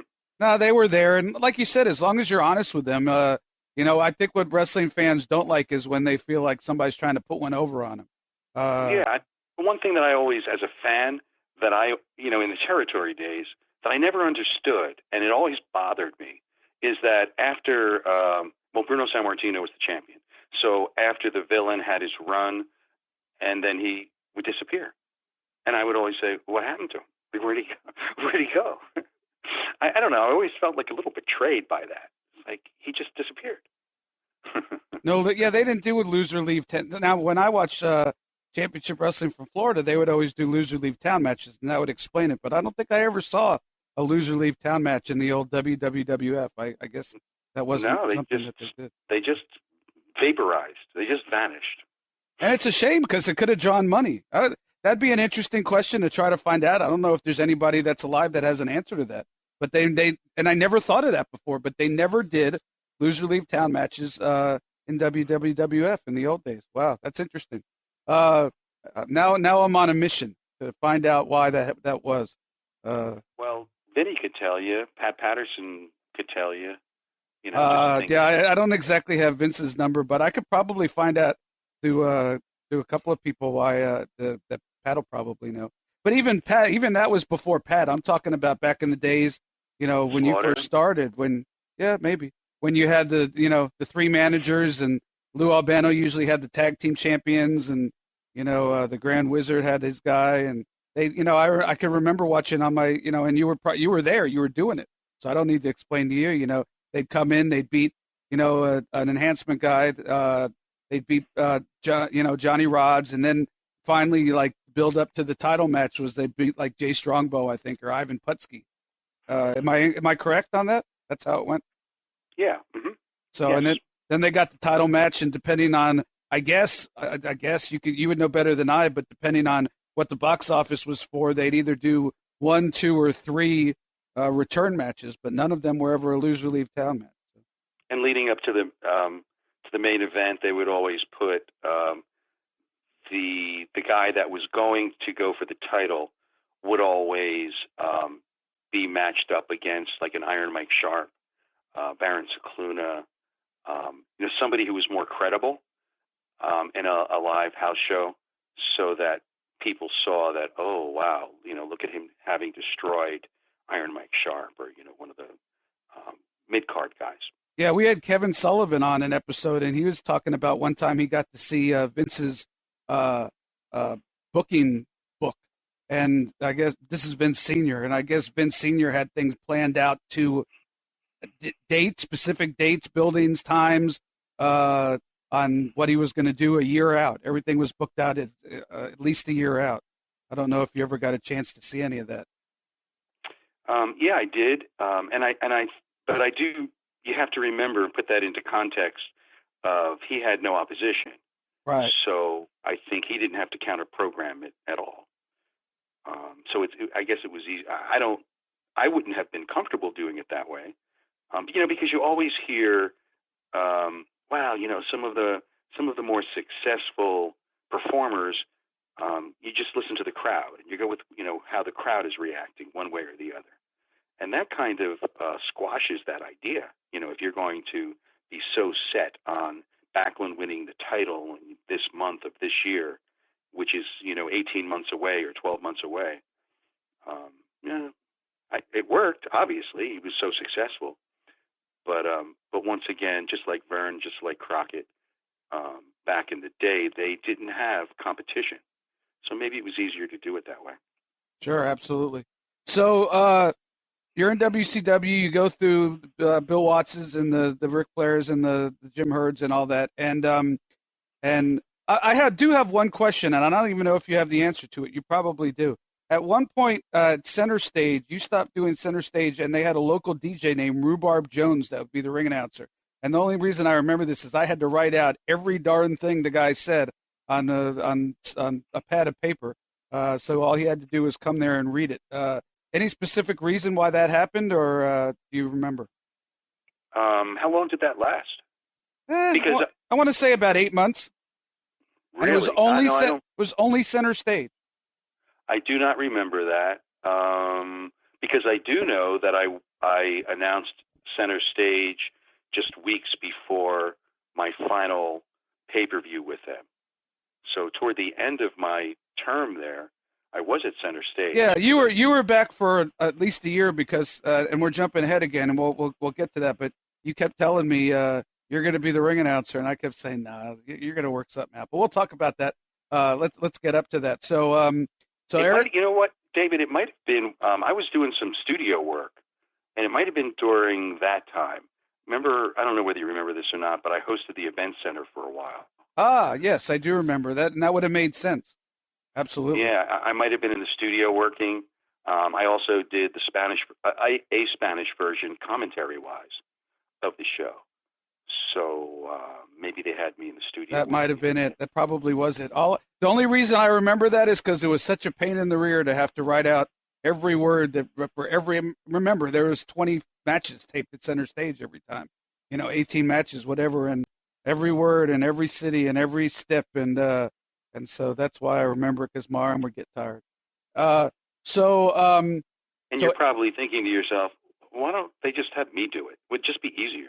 Yeah, actually, I was, quite frankly. But yeah, Rhubarb, he was a big deal in Atlanta. I don't know that he attracted any. Maybe he was a deal like a barter deal where he promoted it to his audience. He was the morning guy on the #1 country music station, so it might have been one of those deals where he promoted the Center Stage tapings, and they let him be the voice of Center Stage for a while. But like I said, the only reason I remember it is because I wrote out everything he said. Moving forward, Eric Bischoff becomes the executive producer. Things start to change in WCW, Monday Night Show. But even before that, we had the spinning stage at Disney tapings and all that fun stuff. At some point, I'm assuming you start getting, if not disillusioned, kind of tired of the road, one or the other, or maybe a combination of both. Let me know how that transpired to where you started thinking, maybe I don't want to do this anymore. I think that Eric, see if you agree or disagree with this, or if you have any strong opinions. I don't think that Eric understands or values the role of a ring announcer. What do you think about that? I think he values the role of the ring announcer to the live crowd. I don't think that he values the ring announcer to the television audience, of which he is mostly, there's a reason all the guys look in the hard camera, not to the crowd, because, there's way more people watching at home than there are that are watching in the arena. So I think I could be wrong that he valued, the importance of somebody going out and, counting down the crowd and stuff. But I don't think he valued it any more than just somebody being there for the crowd. I would. Yeah, agree. But a production assistant can do that. Sure. I mean, yes, but I'm talking about the art of ring announcing. Probably not. Obviously not, because he talked over it, and he had all his announcers talk over it. So, I mean, I wouldn't be going out on a limb to say that he didn't, because if he would have valued it, he wouldn't have talked over it. Right. But I believe that he was just trying to mimic what McMahon was doing. I don't think he was interested in creating, or he didn't have the ability to. But he told me the reason he was doing it when I first started, the reason they were talking over me. It was the only time he ever asked my permission for anything, and not permission, but if I was cool with it. He said the reason why is you only have a certain amount of time to get all these different things over, and the more time that we have listening to the announcement of the ring announcer, the less time we have to promote where we're going to be, what we're going to do, why you should love this product, and like I told you, I just told him, look, as long as the check cashes every 2 weeks, you're the boss. You do what you want to do. But I'm kind of surprised that he would have run it by me and not you. But I think he's probably a little intimidated by you being there for so long and having the notoriety that you did. And I was just a little puppy who was happy to have a job. And his if I'm being honest, quite frankly. And his explanation is a good one. That's perfectly acceptable. No, I just think so that if he was going to minimize my stature on air, I think I was just then overpaid. I think maybe that was it. I have no idea. There just came a point where he was just not interested in renegotiating with me. I almost left the year before I left. Ric Flair spoke up for me, and so I signed another year, and then he just wasn't interested. They did offer me to continue. I would have had to move to Atlanta and work in the office and still announce TV, and I wasn't interested or willing to do that. So I just think I became expensive. David, this is incredible, and I agree that it's a waste of money. When I was doing the Spanish edition, which was for Latin America and KCAL in California, so I would go into the studio. They would have wiped out Tony Schiavone or Jim Ross's track, and I would lay down the Spanish commentary. I would have breakfast in New Jersey, catch a 10 a.m. flight, get to Atlanta at noon, studio at 1, and I was home for dinner in New Jersey that night. So, that was, and they never could plan ahead because this was not a top priority in the studio. Sure. So they were last-minute plane bookings. It was really expensive. I bet. Those Y tickets back in the day, they were just as good as cash. You know that. Yeah. So you just saw the writing on the wall, and now, is there any truth to the rumor that you were bothered by Michael Buffer being brought in to do the main events, or you didn't care about that? No, I didn't care about that. Where does that rumor come from? Well, it was just back in the day when the whole thing went down. The murmurs in the back were that you didn't like the fact that I can't believe we've never talked about this. I thought we did, that you didn't like the fact that Michael Buffer was getting paid all the big bucks, to do one match and say, let's get ready to rumble. And not, and that's one of the reasons why you stepped away. No, but that was the one time when Eric did bring me in the office and tell me that was going to happen. So I just said, I really don't care. So that all you're telling me is that there's one less match for me to introduce. Exactly. That's how I thought of it. You do the main event. I've been out here for 3 hours. Absolutely. So if they would have continued to pay you, you would have stayed, is basically what you're saying. You didn't leave because you were unhappy. It was just a pure monetary situation. Yes. I was happy with what I was being paid, and I still loved, working on the road.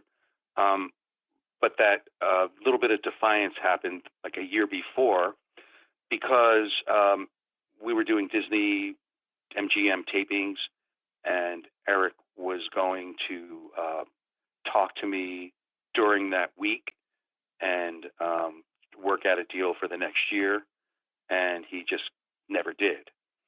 And so my contract expired in that. It was in May. So as soon as my contract expired, I just stopped coming to shows. And it was leading up to a pay-per-view in Philadelphia. And they had a couple of house shows in Maryland, I think it was. And I didn't go to the house shows. And Gary Jester called me up and said, "Where were you last night?" Who announced the shows? I don't know. I wasn't there. And so he said, "You weren't there last night." I said, I know where I was last night. I said to him, why should I have been there? I'm not under contract anymore. Oh, but you still work for us. I said, I don't think so. I said, if you're not guaranteeing me what you're going to pay me, why should I show up and work? When was the last time you ever worked and, like donated your time? Right. And that was just like the Friday before the Sunday pay-per-view. And I said to them, well, you remember this. You should remember this. And I said to them, I won't be there Sunday for the pay-per-view either unless we have a contract in place. Remember, and you thought you were going to announce that show? That I do. I just don't remember who would have announced that particular show that you missed, because they wouldn't have had me there.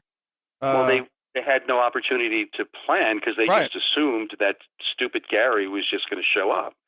Right. I'm not saying right that you're stupid. I'm saying right to the rest. No, I understand. I'm saying stupid Gary because that's the way they would think. This idiot will just come because, he doesn't want to lose his position. Yeah, I was still going to the shows anyway because I was doing production and all that stuff. But I do remember, barely, I wouldn't have remembered if you hadn't brought it up, that there was a time where they say you better be ready because you might be announcing the pay-per-view, but you did show up. Yeah, because they faxed, the agreement was worked out, and they faxed a copy of it to me that morning. And luckily, it was in Philadelphia, which is a drive for me. So yeah, then I drove over to Philly and did the show, and I was under contract for the next year.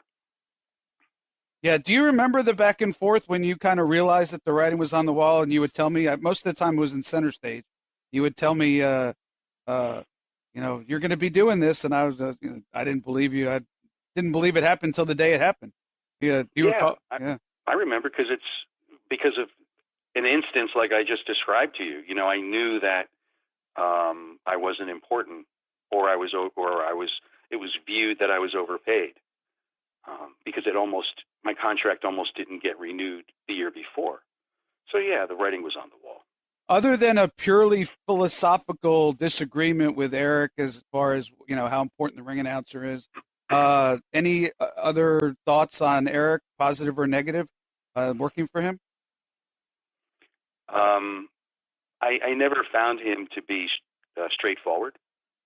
I would never trust his word. But other than that, Did you have a lot of interaction with him, or not much? Only when I didn't need to, but only when he would bring me over and he wanted to go over something with me.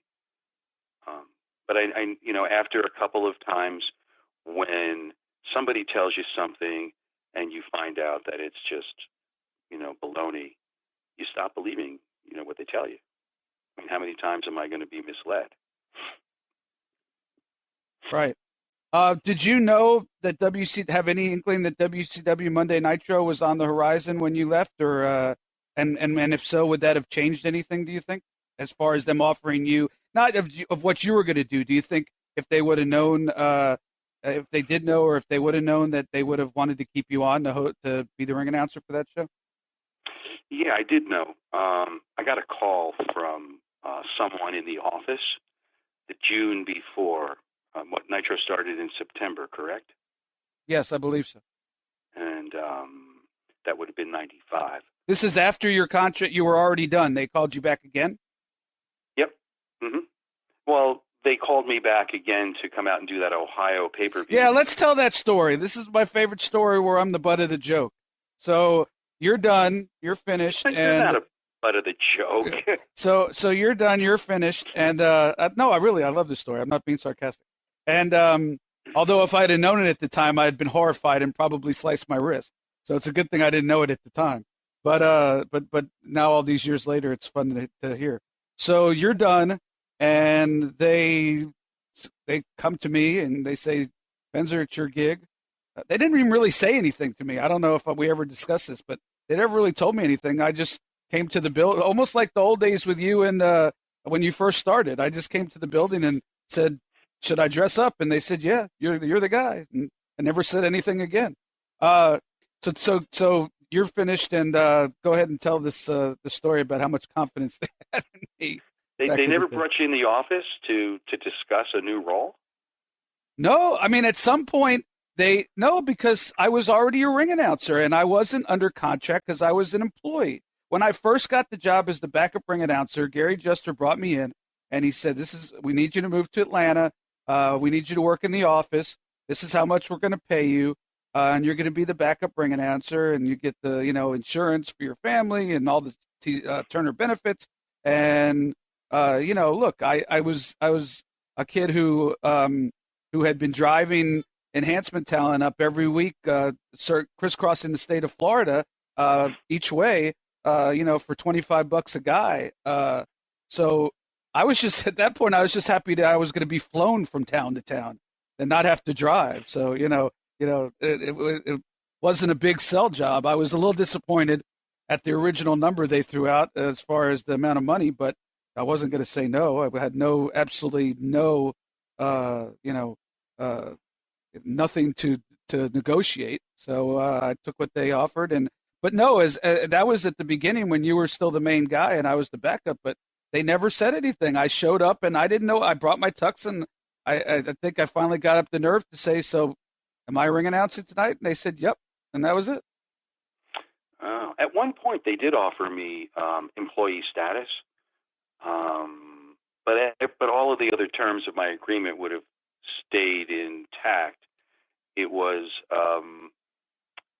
it would have cost me $10,000 a year, I think it was. So okay, we'll pay you $10,000 a year less, and but what was it, like 3 years before you were vested, and you started to actually get these benefits? I got the health benefits and all that stuff from the very beginning, and but I think it was 3 years until you could start doing 401k and stuff like that.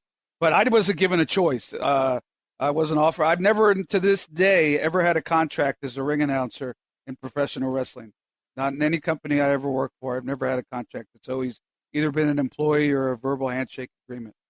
So, yeah. So I'm the ring announcer. You're sitting at home and retired or taking a break, whatever was going through your mind. And so I love this story because, but like I said, if I didn't know at the time, I would have jumped off a roof somewhere.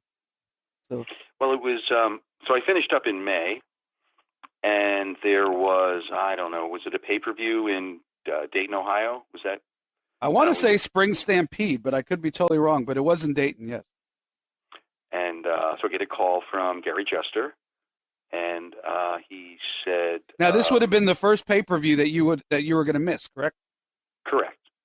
Yes. And he said that Michael Buffer couldn't make Dayton, so Eric wants to know if you would announce there. So I said to him, "Well, I'm not under contract anymore." He said, "Oh, we know that." He said, "And we'll pay you, to do it." And I think he said $1,000, maybe something like that. And so I said to him, "Well," I said, "but you have David Penzer." He said, "Yeah, but Eric would just feel more comfortable if you did it." So I said to him, "David's really good." I said, "I have no idea, why he would have any hesitancy." He said, "Well," he asked me to call you, and so he didn't want to discuss that, which I understood. So I said to him, "Well, since Michael Buffer is not going to be there, and Eric wants me to come in because Michael Buffer's not going to be there, then I think I should be getting Michael Buffer money." Which, what was it, like six grand? I thought he got 10, but I have no clue. That was the word going around. But probably usually whatever the word going around, you could usually cut it in half, and it's probably accurate. Yeah, and maybe it grew to 10, later. Right. So when he renegotiated. So I said to him, "So as long as I'm going to be in because Buffer can't be there, then I want Buffer money." And he said, "Oh, Eric would never go for that." So which I knew. So I said to him, "Oh, okay, well, that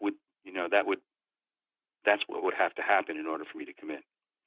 He said, all right. He said, I'll run it by Eric. He said, but I don't think so. So calls me back, and I think he said, Eric will up it to 1,500. I think that's when we went from 1,000 to 1,500. I said to him, you don't understand. I told you what my counteroffer is, and I'm not. That's it. You have it budgeted. He said, oh, okay, well, I'll tell Eric. Then he calls me back a couple of days later, and he says to me, Eric is willing to go to 3,000 for you to come out and announce the show. And I said to him, but that's not buffer money. He said, well, I know it isn't. So I said, well, I told you that's what it would need. I said, in fact, you know what? You tell Eric that I'll give him a deal, because if he had Michael Buffer come out, it would just be to announce the main event.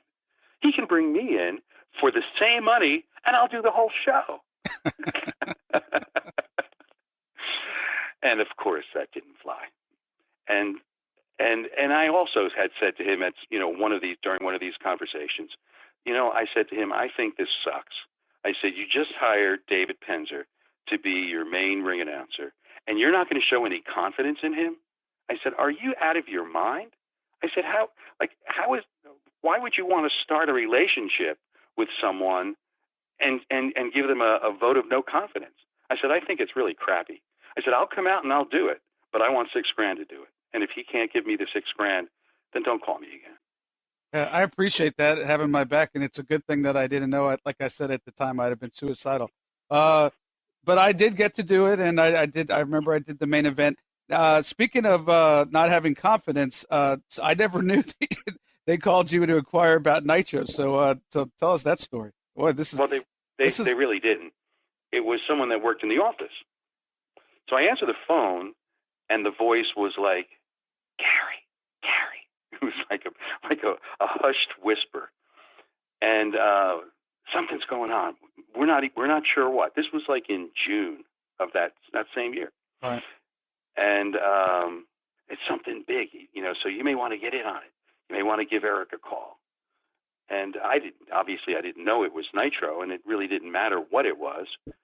So I appreciated that person thinking about me, but my response was, well, Eric has my number, and if he wants me to work for him, he knows where to find me. And that was as far as that went. If the timing was right around the time that your contract was up and they knew Nitro was on the horizon, do you think they would have kept you? I know this is a lot of woulda, coulda, shoulda. I'm just curious. Yeah, I have no idea. I have, by that time, because the way that they thought talent should be treated was not something that I was going to put up with. Maybe I would have been more of a headache to them. But which is kind of crazy, because I think you know that once you got me, I'm loyal. I was willing to do whatever you asked me to do. But it's just that once we have an agreement, and once you promise me something, and once I promise you something, then we both should hold up our ends of the deal. And I don't think that's too much to ask. So if that causes a problem, then it's probably best that we don't work with each other. Sure, absolutely.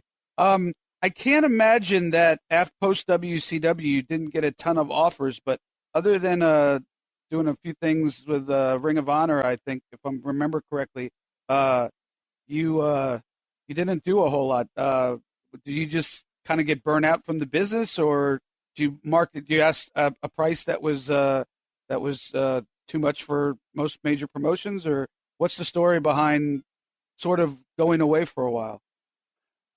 By that point, I just needed to chill. I just needed to transition away. And that's when I started to write. I had no intention of writing my Body Slams book, but it was difficult, being on the road for so many days every month, and just coming back and transitioning into a real life, So I just started to write some, memories, and I just kept on writing, and it turned into a book. It was just a therapeutic exercise in the beginning, and And to tell you the truth, that was my favorite job, was writing, because you have total control over what you're doing, total control. And I was fortunate. I have a tendency to, like delay things or put things off. But I either wrote or edited every single day. It might have been 3 a.m. It might have been 10 a.m. But I spent a few hours every day writing. And I just found it to be a lot of fun. I enjoyed doing it. And I was just immersed in that. And then eventually I went back into the classroom. Sure. And are you still teaching? No, I took an early retirement a few years ago. Good for you. Good for you. I hope you're enjoying it. Don't get into real estate. If you think wrestling's crazy, you should be in the real estate business. But, well, over the next 6 weeks, I don't remember ever being busier. I have my 6th stage show stops. I just did a convention. I have another one in October. I'm doing a guest ring announce thing in Indiana. This Friday, I'll be up in Boston to do a Q&A at a TV studio that we're going to turn into digital download and DVD. So I've never been busier than I will be this fall. It's just, I still like getting out and meeting people and saying hi to fans and, just having a good time. And especially the stage show. The stage show is a joy. It's just a lot of fun to do. Yeah, you have clips of people giving testimonials, I know, and people are really digging the stage show. And I'd love to be able to get out there and see it. Well, I hope you're going to be there. Don't you remember in Orlando you told me you were going to be there?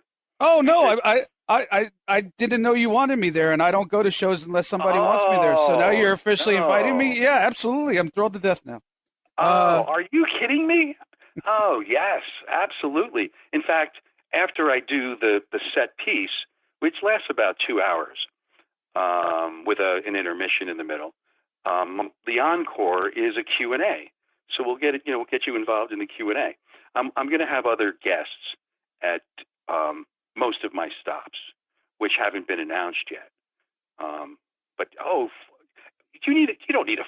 you have a formal invitation. Thank you. I appreciate it. Absolutely. I was sort of hoping that, I figured you. I know we did have a conversation, and I figured that I would end up there. But you never take anything for granted in this world, in this crazy business, of course. Oh no, David. In fact, I've got you confirmed on tape with Hannibal TV. That was part of our conversation. I think I told you. I think it was part of what we taped in Orlando at WrestleCon. I'll have to go back and look. Yeah, absolutely. I told you, if you want to bring the Hannibal TV deal, backstage, we can do that. They're in Canada. They are coming down actually, but a couple weeks later they're coming down for a fan fest I'm doing that Championship Wrestling from Florida Fan Fest. They're doing interviews before the festival with Kevin Sullivan and JJ Dillon, but who are the 2 featured guests. But they're not. You are one of my featured guests. Oh my God, I'm honored. I'm going to tell everybody you're going to be there. You're going to be there, right? Absolutely, I give you my word. Thank you so much. I'm thrilled. This is great. Same here. Absolutely. Tell people who are listening. Do you still watch professional wrestling, sports entertainment, whatever it's called? And if so, what do you liking and what are you not so much liking? Yeah, I watch. I catch Raw most Mondays and SmackDown also. Well, I think they do a brilliant job at what they want to do.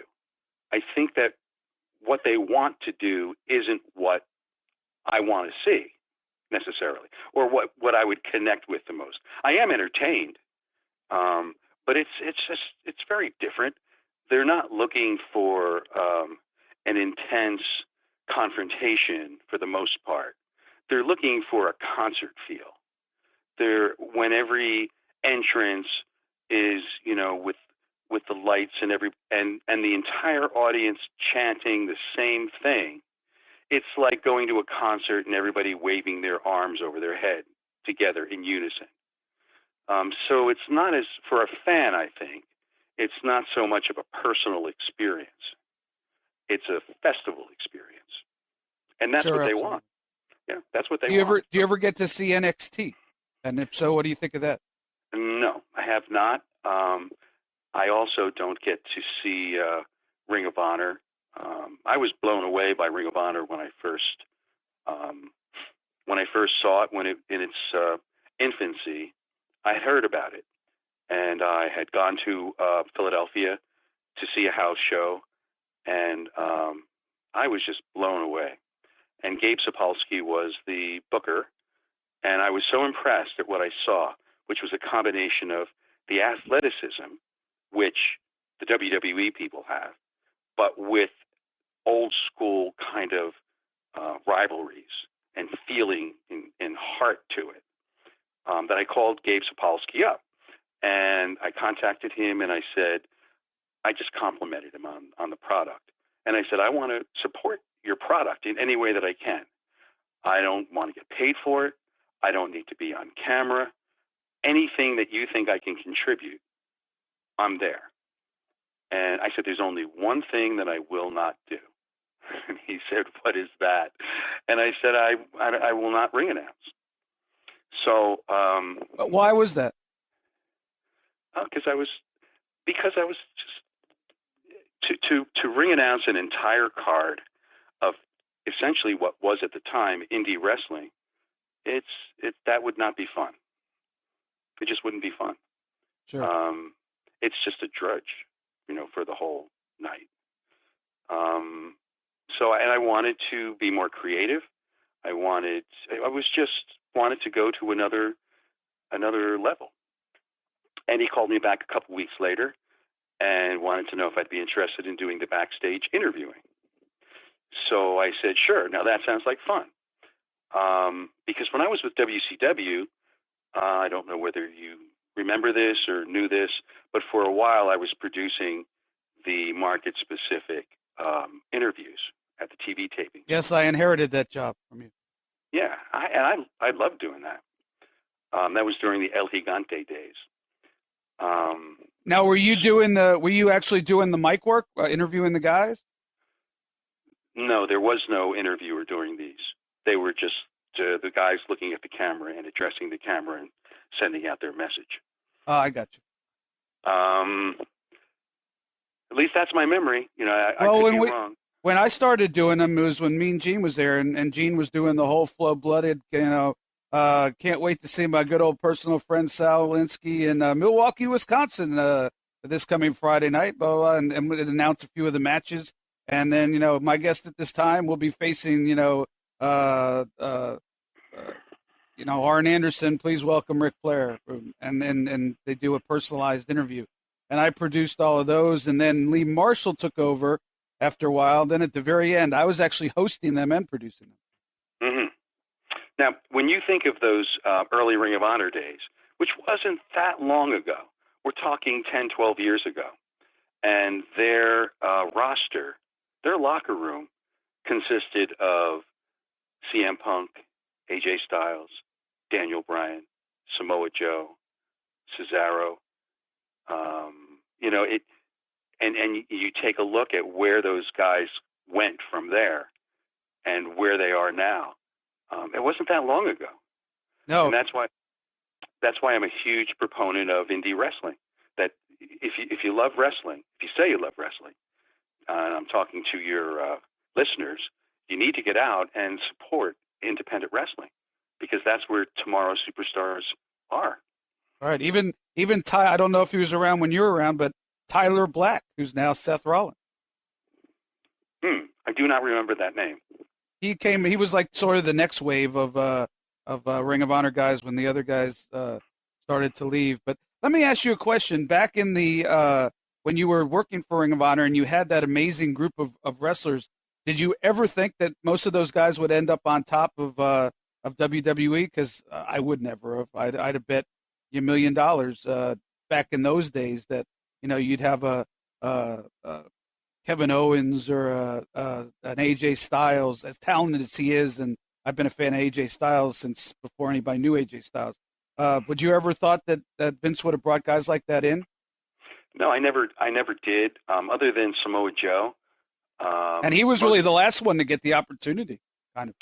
Yeah, I mean, even like Jay Lethal was just a kid. He was just a kid when he was there. I don't think that.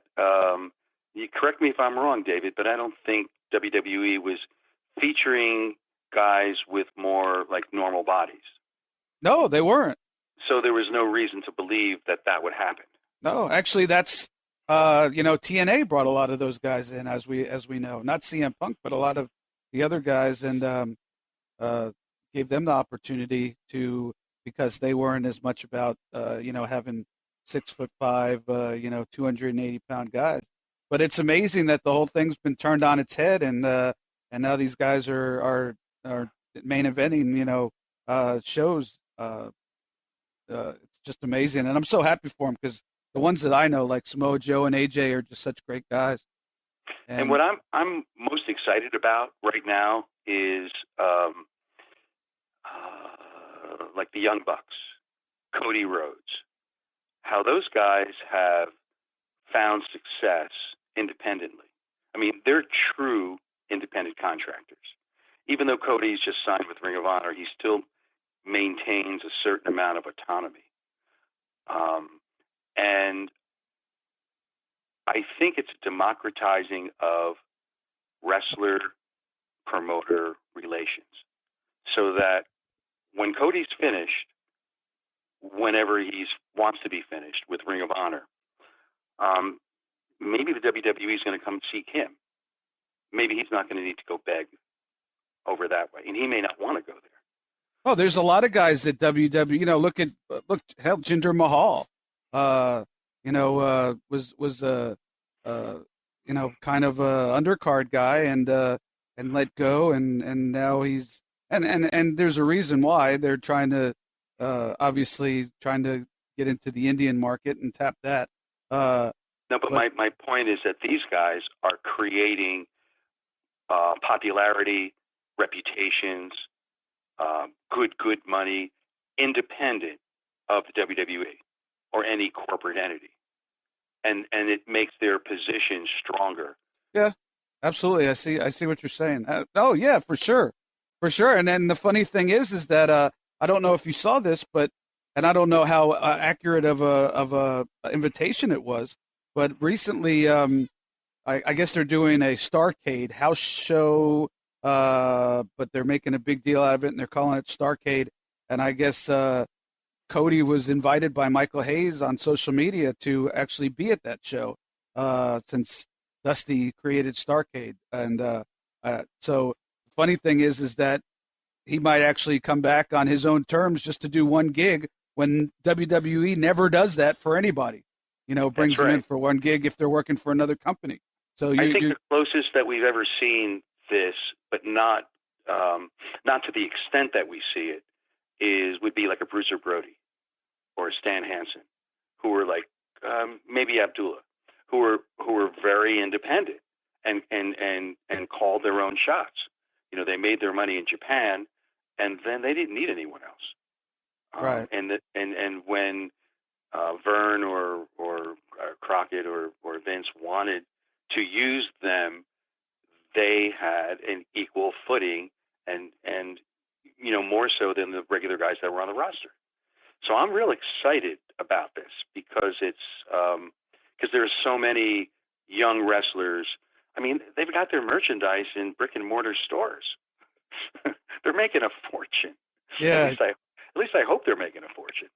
No, I think they are. They're they've handled their business correctly, as one would say in this business. As far and of course, as they have the internet, which wasn't available in years earlier. So you can make yourself a star on the internet. It's but you're right. They have handled it well and continue to. Yeah, look at Pro Wrestling Tees. I mean, you don't even need to be in brick and mortar stores. It certainly helps get the word out and helps sell, when you're in those. But a website like Pro Wrestling Tees, where You could just go on there and get almost any of your favorite wrestlers' shirt at a reasonable price. Yeah, it's a totally different world, Gary. I know we're two old guys talking about how social media has changed the world, and it has for sure. Yeah, but I mean, this is an old guy who, there's so much that's better than in the old days. If the athleticism of today's wrestlers, you couldn't match that with most of the older wrestlers. Now, if they were taught and were allowed to work more old school style, and you combine that with their athleticism, holy cow! Do you know how powerful that is? I'm just really hopeful for the future. Yeah, as am I, and I don't suppose you ever get to watch Impact on Pop TV, huh? No, I don't.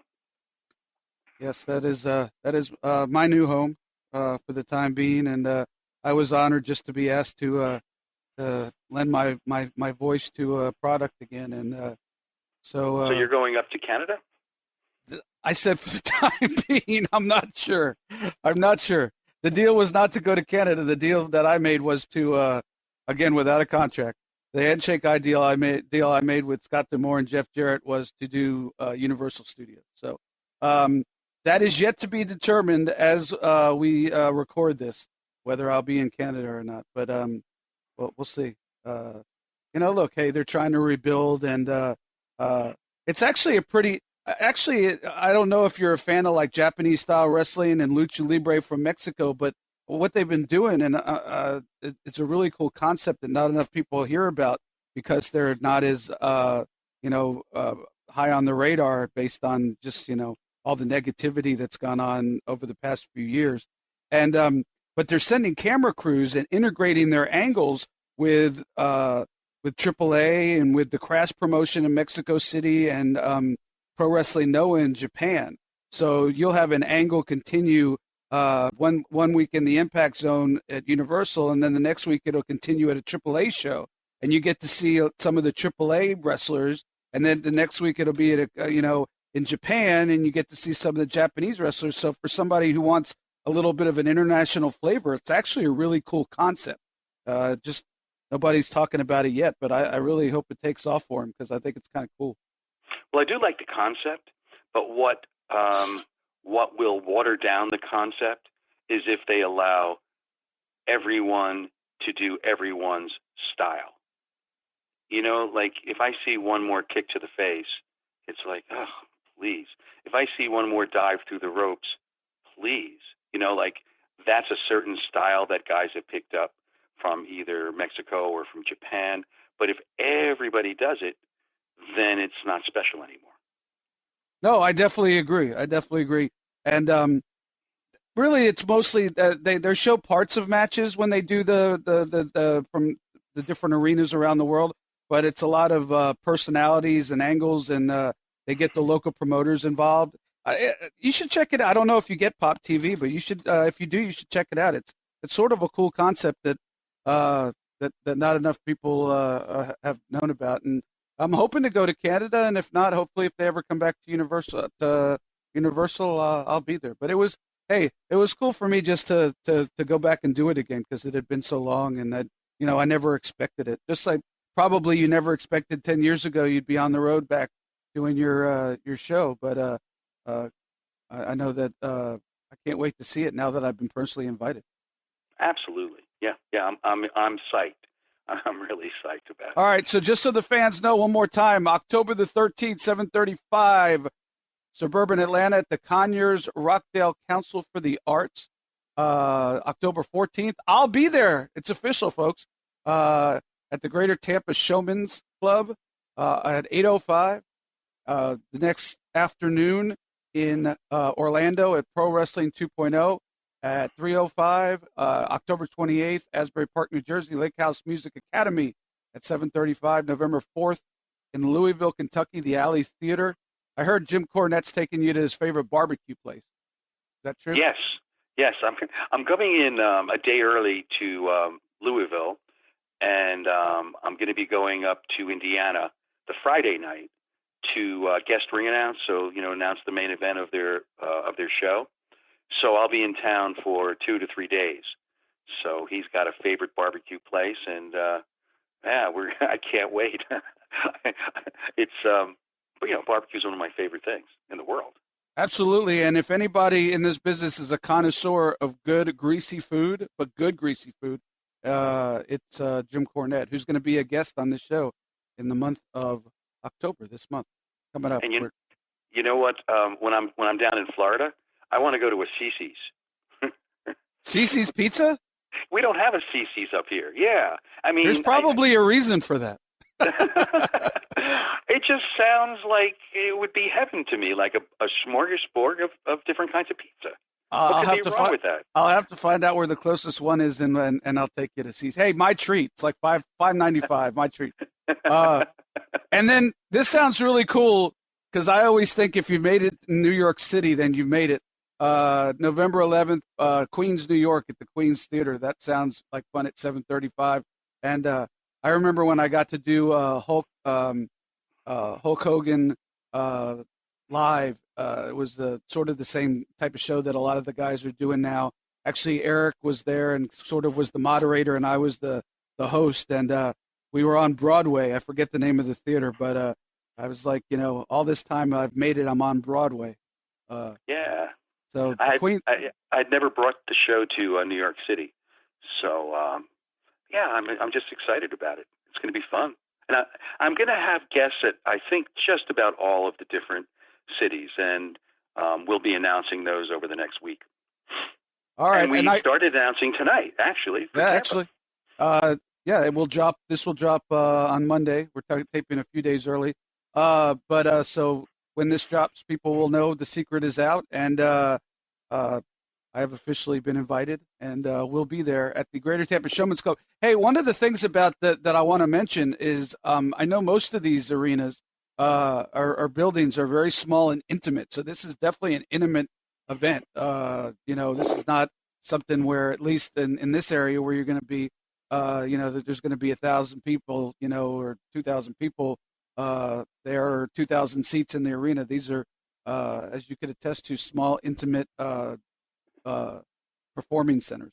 Yes, and that's one thing that I'm a little concerned about, because wrestling fans who go to wrestling events very often, just wait and they wait till the last minute. Sure. Right, and if it's a wrestling event in a gym or an armory, you can always add another row. Just always set up more chairs.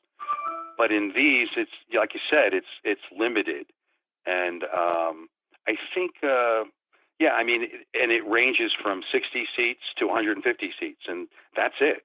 Yeah. So, folks, on the city. If you're interested, buy your tickets early. You're not going to want to get left out, because these are small, very intimate venues, and like I said, I'm looking forward to it. It should be cool. I finally get to hear the Arn Anderson Sid Vicious story that I rode with Arn for all those years, but he never wanted to talk about. So I'm finally going to get to hear the story from someone who witnessed it. So that's just one of the stories I know you tell in your. It's one of my greatest hits. That and the night Mick Foley lost his ear in Munich, Germany. There you go. And people can find tickets on Eventbrite.com, or they can come to my Facebook page, which is my initials, GMC, the number 4. Real, GMC for real. All the shows are listed. Links for all the tickets are there. I'm looking at it right now, at GMC number 4 real. Gary, it was a pleasure to have you. When I started this podcast, one of the first people that went through my mind as to have as a guest was yourself, and we had to get the timing right, and I'm so glad that you were on it. We got to sort of tell not only your story, but our lives sort of intersect a little bit, and so it's always interesting to go down memory lane. But much respect to what you did in making the way for people like me, and I appreciate the time that you've given us, and I look forward to seeing you soon. We'll be at a Cece's near you, and then we'll be at the Greater Tampa Showman's Club on October the 14th. Thank you, my friend. David, thank you very much. It's always a pleasure, and I look forward to seeing you this coming Saturday in Tampa. Absolutely. Yes, it is. All right. Gary Capetta, ladies and gentlemen. Want to thank Gary Capetta once again for a great 2 hours of telling stories, and I really enjoy doing that, so I hope you enjoy it as well, because that's what we do it for. If you do enjoy it, tell a friend, put it on social media, at Penzer Ringside or at David Penzer, hit me up, and we're looking forward to entertaining more people. You could subscribe. It's real easy. And then every Monday you wake up in the morning, boom, there it is. You can listen to it at your convenience, and we do appreciate it. I want to thank Mike Freeland for chipping in earlier. And I want to get your feedback again on the Pro Wrestling Observer Hall of Fame, and certainly making a push to get Curt Hennig into the Hall of Fame this year, or else he will be dropped off the ballot. So we're going to make that a focus over the next several weeks. Don't forget, still to come this month, we are firming things up with the one and only Jim Cornette, and also Diamond Dallas Page should be sooner than later. So we are also working on the Monster Abyss, which I think would be a fascinating interview, and many, many more of your current and former fans and people behind the spotlight that you might not know, but that have been a part of this business. So we're going to keep doing what we're doing, and we appreciate that you keep subscribing and listening, and it's all copacetic from there. Thank you once again, and until next week, my name is David Penzer. I'm still sitting ringside. Take care, guys. Follow David Penzer on Twitter at David Penzer. Also, make sure to follow the show on Twitter at Penzer Ringside. You've been Sitting Ringside with David Penzer on Radio Influence. Hey, it's Conrad Thompson. Thanks for checking out the podcast here on YouTube. Be sure to hit the subscribe button and the notifications bell so you get a notice anytime we upload some new content. And go save yourself some money right now. If you're in a 30-year loan or you have credit card debt, it's not a matter of if I can save you money. It's a matter of how much. Find out right now for free at SaveWithConrad.com.